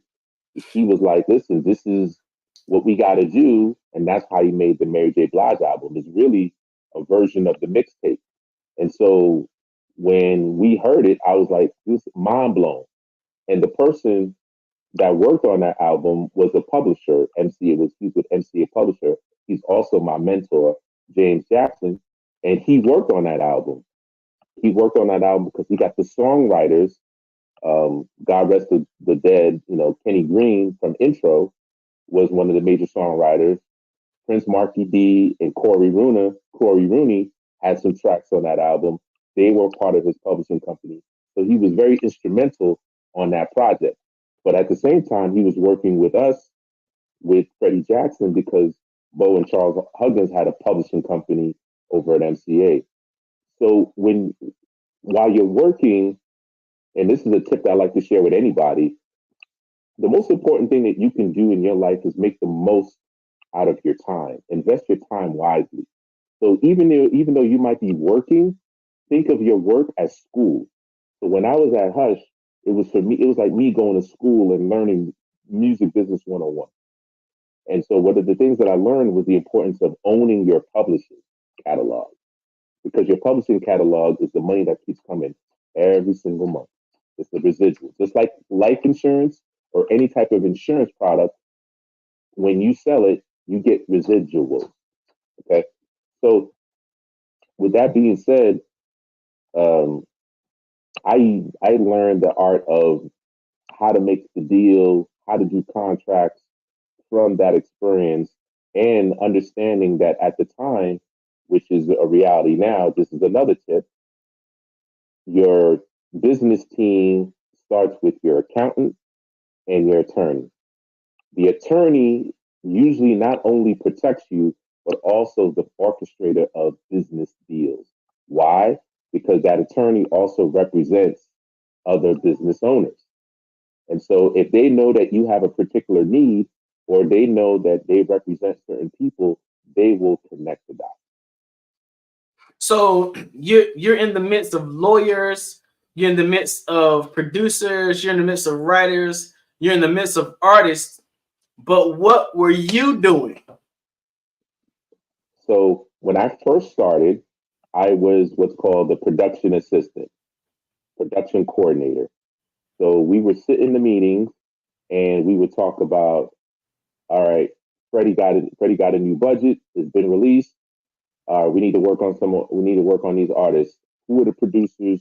Who are the hot producers? Joel, I need for you to check Billboard magazine. Look at the top 10 or top 20, and then look at the publishing credits of who are the producers. And that's what I did. And so I would reach out to all these the producers, artists, let them know, hey, I need for you to be on this album. We're working on this new project, and have meetings with them, sit down with them, and then hear their tracks. Because just because they might be a hot producer doesn't mean that their music is gonna mesh with the artist. And so I would coordinate that. I would coordinate the studio time. I would coordinate when the music was done and everything was mixed. I would coordinate when we had to go for the mixes. I would coordinate when we had to go to mastering to get the album completed, to turn it into the record company. So I was the do boy. I did it all. I was the guy that had to go get the Chivas Regal at the end of the night. We had the liquor store around the corner, and they were like, "Hey, I need that fifth of Chivas." So it would be about 6, 7 o'clock. Bang! I got to go get the Chivas. Might pick up some Chinese food, and then come back, and then we're still working because we might have to go to the studio a little bit later. We might have dinner with another executive, or a lot of times they used to come to us. So the beautiful thing about Hush Productions, who I worked for when I started, was that they owned the building on Central Park West. They were the only Black people to own the building on Central Park West, which is one of the richest real estates out there. And a lot of the people that used to work with them or just record executives would come in after 6 and they have Chivas with us and we would drink it up, talk smack and learn what the intricacies and the politics of what's happening in the industry. So that's basically what I did when I first started out. So you've gone from that level, which is pretty much entry level into the music industry, really entertainment, because normally you don't even get in the room, like you don't even get access to do nothing. You pretty much sit around, watch, listen as much as you possibly can, do all the little stuff that sort of creates their level of confidence in you, their level of trust in you, and then they sort of feed you a little bit more till you get to the next opportunity, right? So how did you go from there to you've done shoe deals and all this kind of stuff? How did you how were you moving from the music industry and coordinating those opportunities into a diversified portfolio of work? Great question. So here's another tip. There's enough money for everybody. And my philosophy is, and I've always been like this, is when I'm getting put on, I'm looking to bring as many of my people who are talented. They got to be worthy. I'm not just going to put somebody on just because of the fact that they, my friends, I have to look after them a different way. But what happened was, in the summertime, I was volunteering for the Fresh Air Fund. The Fresh Air Fund, what they did was they took inner city kids, they took them out of Harlem, Brooklyn, wherever, and then we went up to upstate New York, up in the mountains for 6 weeks, so that they can get away from the sirens, all the noise, and just really enjoy nature, do arts and crafts, and just kind of be away from the craziness. Because a lot of time during that time, especially with the crack era, so some of these kids had their mothers and fathers were crackheads. Some of them were pretty much homeless. So this is a way for them to get away. And I felt the need to give back. I was fortunate in the fact that I went to NYU. And because I went to NYU, that's how I heard about the Fresh Air Fund. So I was committed to that. And so when I went that summer, I ended up meeting up with my future partner, Jimmy Mack. Now, Jimmy Mack was there to talk about entrepreneurship because he was part of this program called the National Foundation of Teaching Entrepreneurship. And so when he was there, he was speaking, talking about, I'm in the music business and my DJ, DJ for Prince, I toured for Prince. And I was like, I know pretty much a lot of people in the industry. I don't know this Jimmy Mack guy. So while he's there, I'm asking him questions like, so do you know this person, And he started answering, but he could tell that I was challenging him. And then eventually, at the end of his talk, we got to speak afterwards. And then I told him, hey, after camp, when I get back into New York, let's get together. So I'm gonna make a long story short because I know you told me you wanted to know the time, and I'm building you a watch. But long story short, we met up, and I introduced him to Bo because in looking at his history, I already knew where my weaknesses are and my strength. My strength is networking, putting things together, things of that nature. But when it came down to marketing and branding, that wasn't my thing. Like the gift of gab is there, but marketing and branding, I realized that was his baby. So I told Bo, hey, we need this guy on our team. This is the youthful energy that we need because, they were older than us. And I was like, listen, you need some fresh energy. And through that converted into a joint venture with ourselves and Hush Entertainment for us to do our own label and management company. And because of that, that gave my partner Jimmy Mack some confidence because now he can say, "Hey, we're part of this record label and music entity," and now he could reach out to a lot of the companies he was dealing with because at the time he came from the BMX world, so he was used to creating sponsorship deals with Fox Racing and Oakley Sunglasses and a lot of the companies. And so he took that same skill set and applied it to what we were doing with, at the time, was going to be called Up Jam Entertainment for our artists that we were signing, which we were in charge of like the hip hop. So we had the infamous Craig G. We had some other artists that were not as known, but we were kind of developing them and this, that, and the other. And then he leveraged relationships with Lugs, Reebok, with like I said, Oakley Sunglasses, Fox Sports, and that's what converted us to allow us to be able to also do sponsorship deals. And then we were doing product placement deals because we had relationships with pretty much all the majors. So when they were doing videos, we helped source those sponsorships to those folks for the videos. So they loved it for us.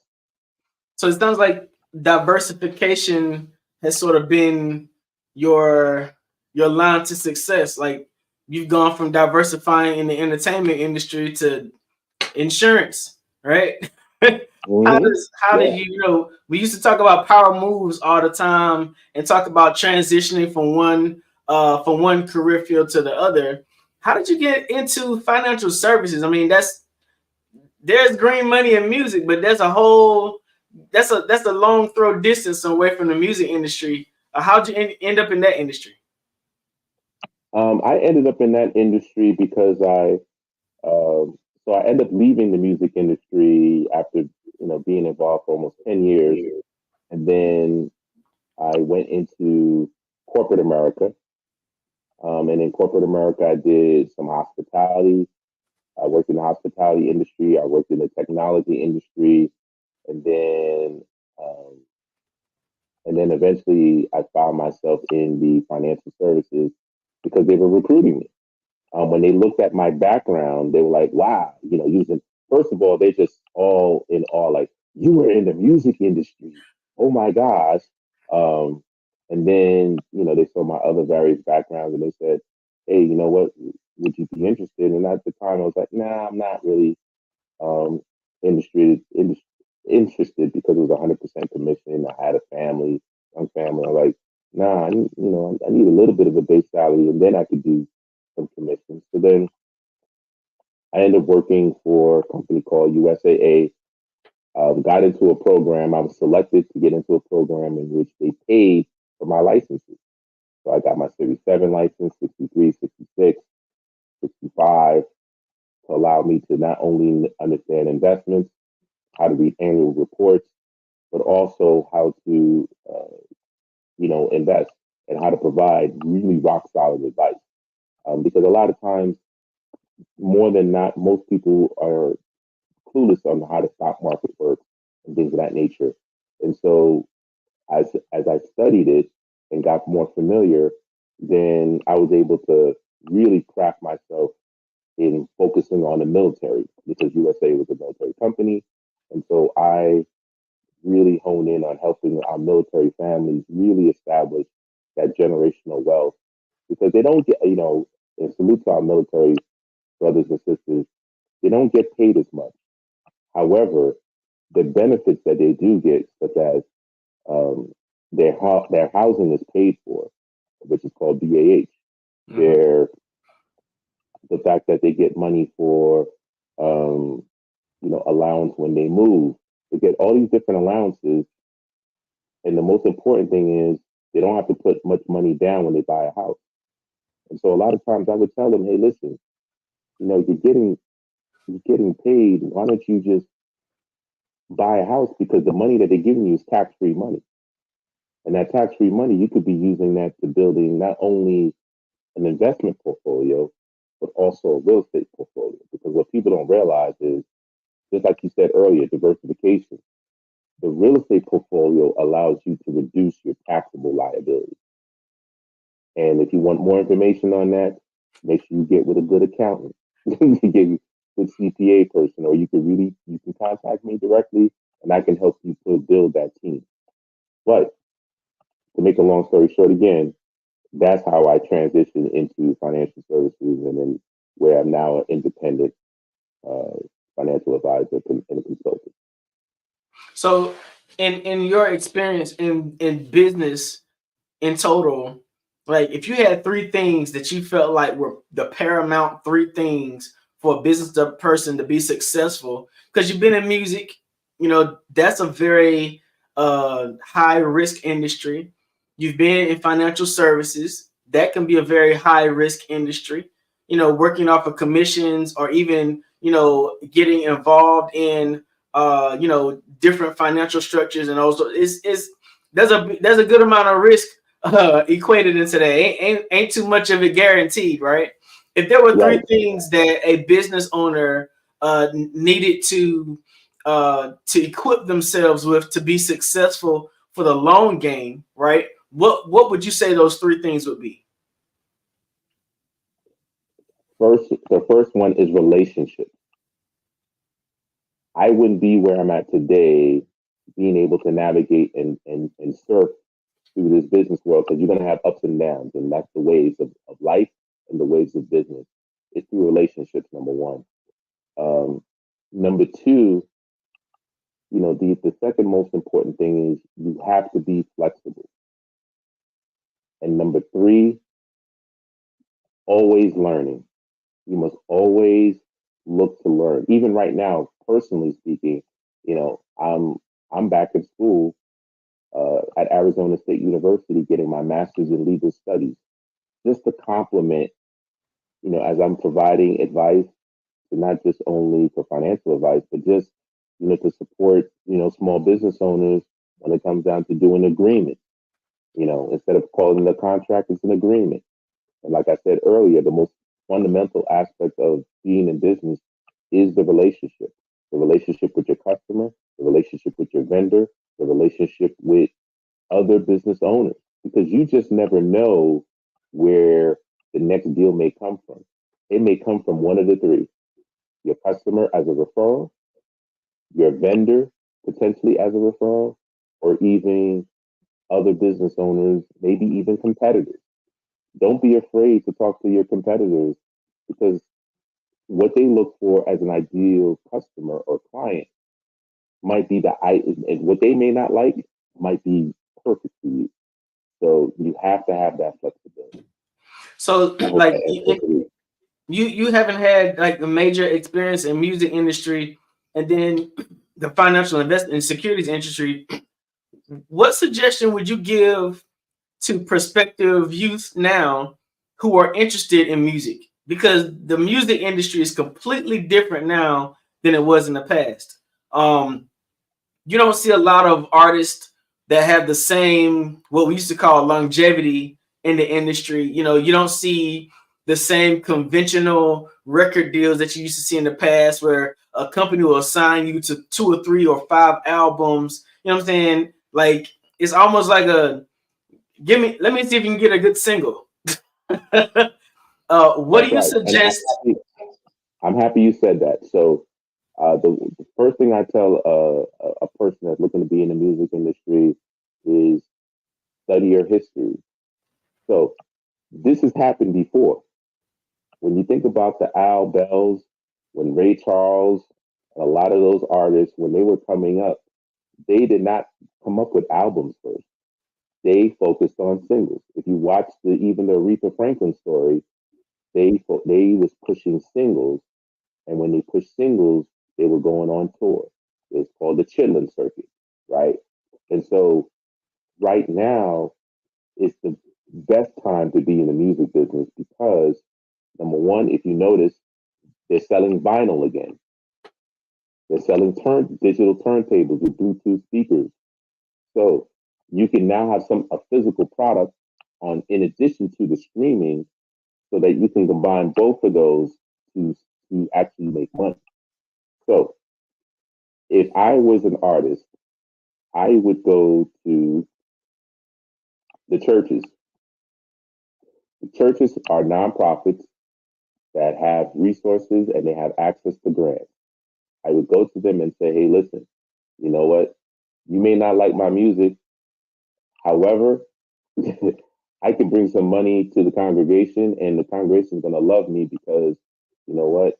I'm bringing attention and, you know, I'm still a Christian, whatever the case may be. I may not be the best Christian, but it is what it is. It's really a business deal.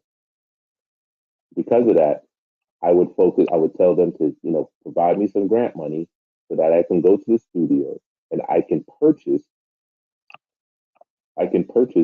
these vinyls to sell on my own.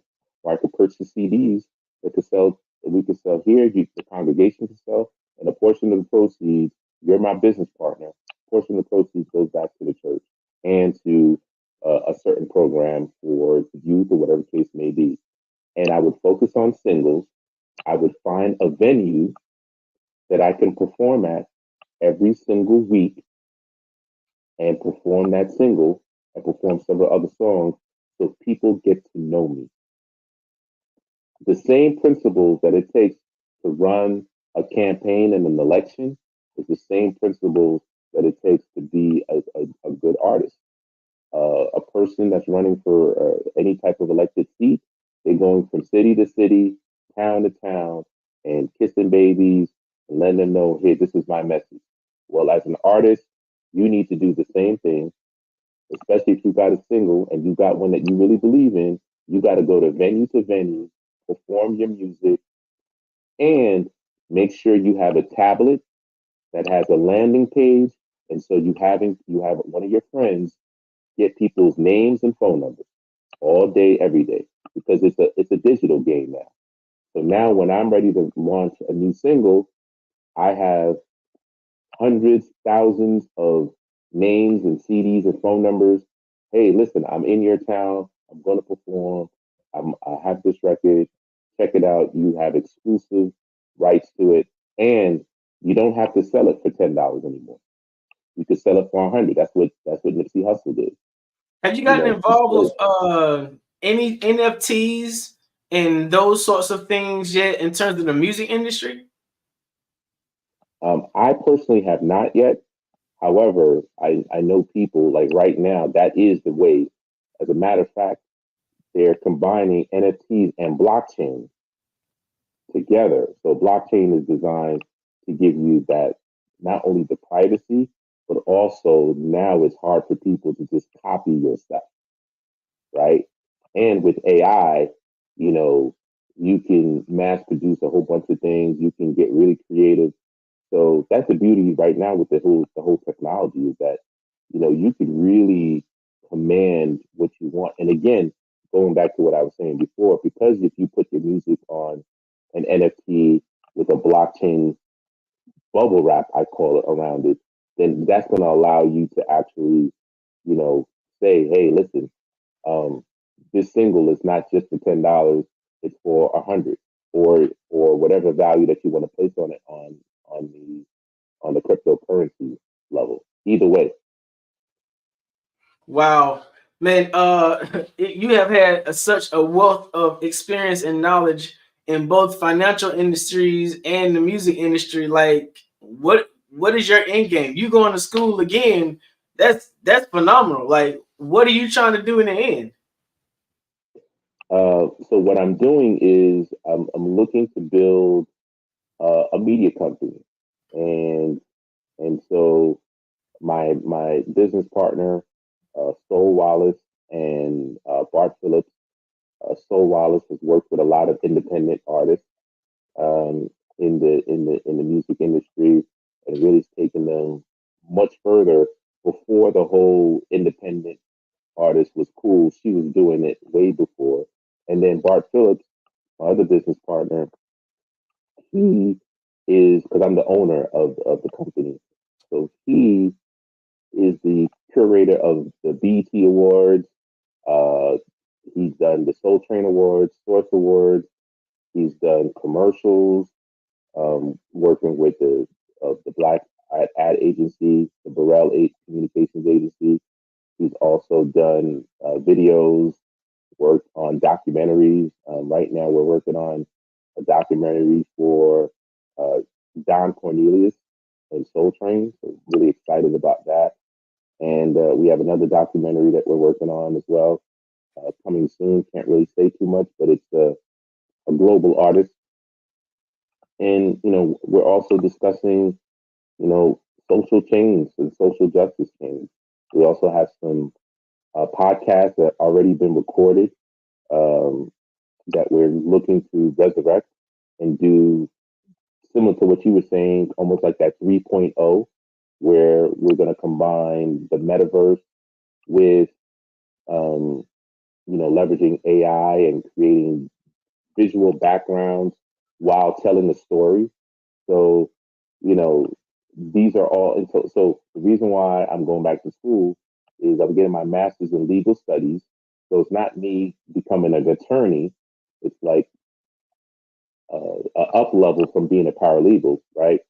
But my concentration is going to be on intellectual property because that is the present.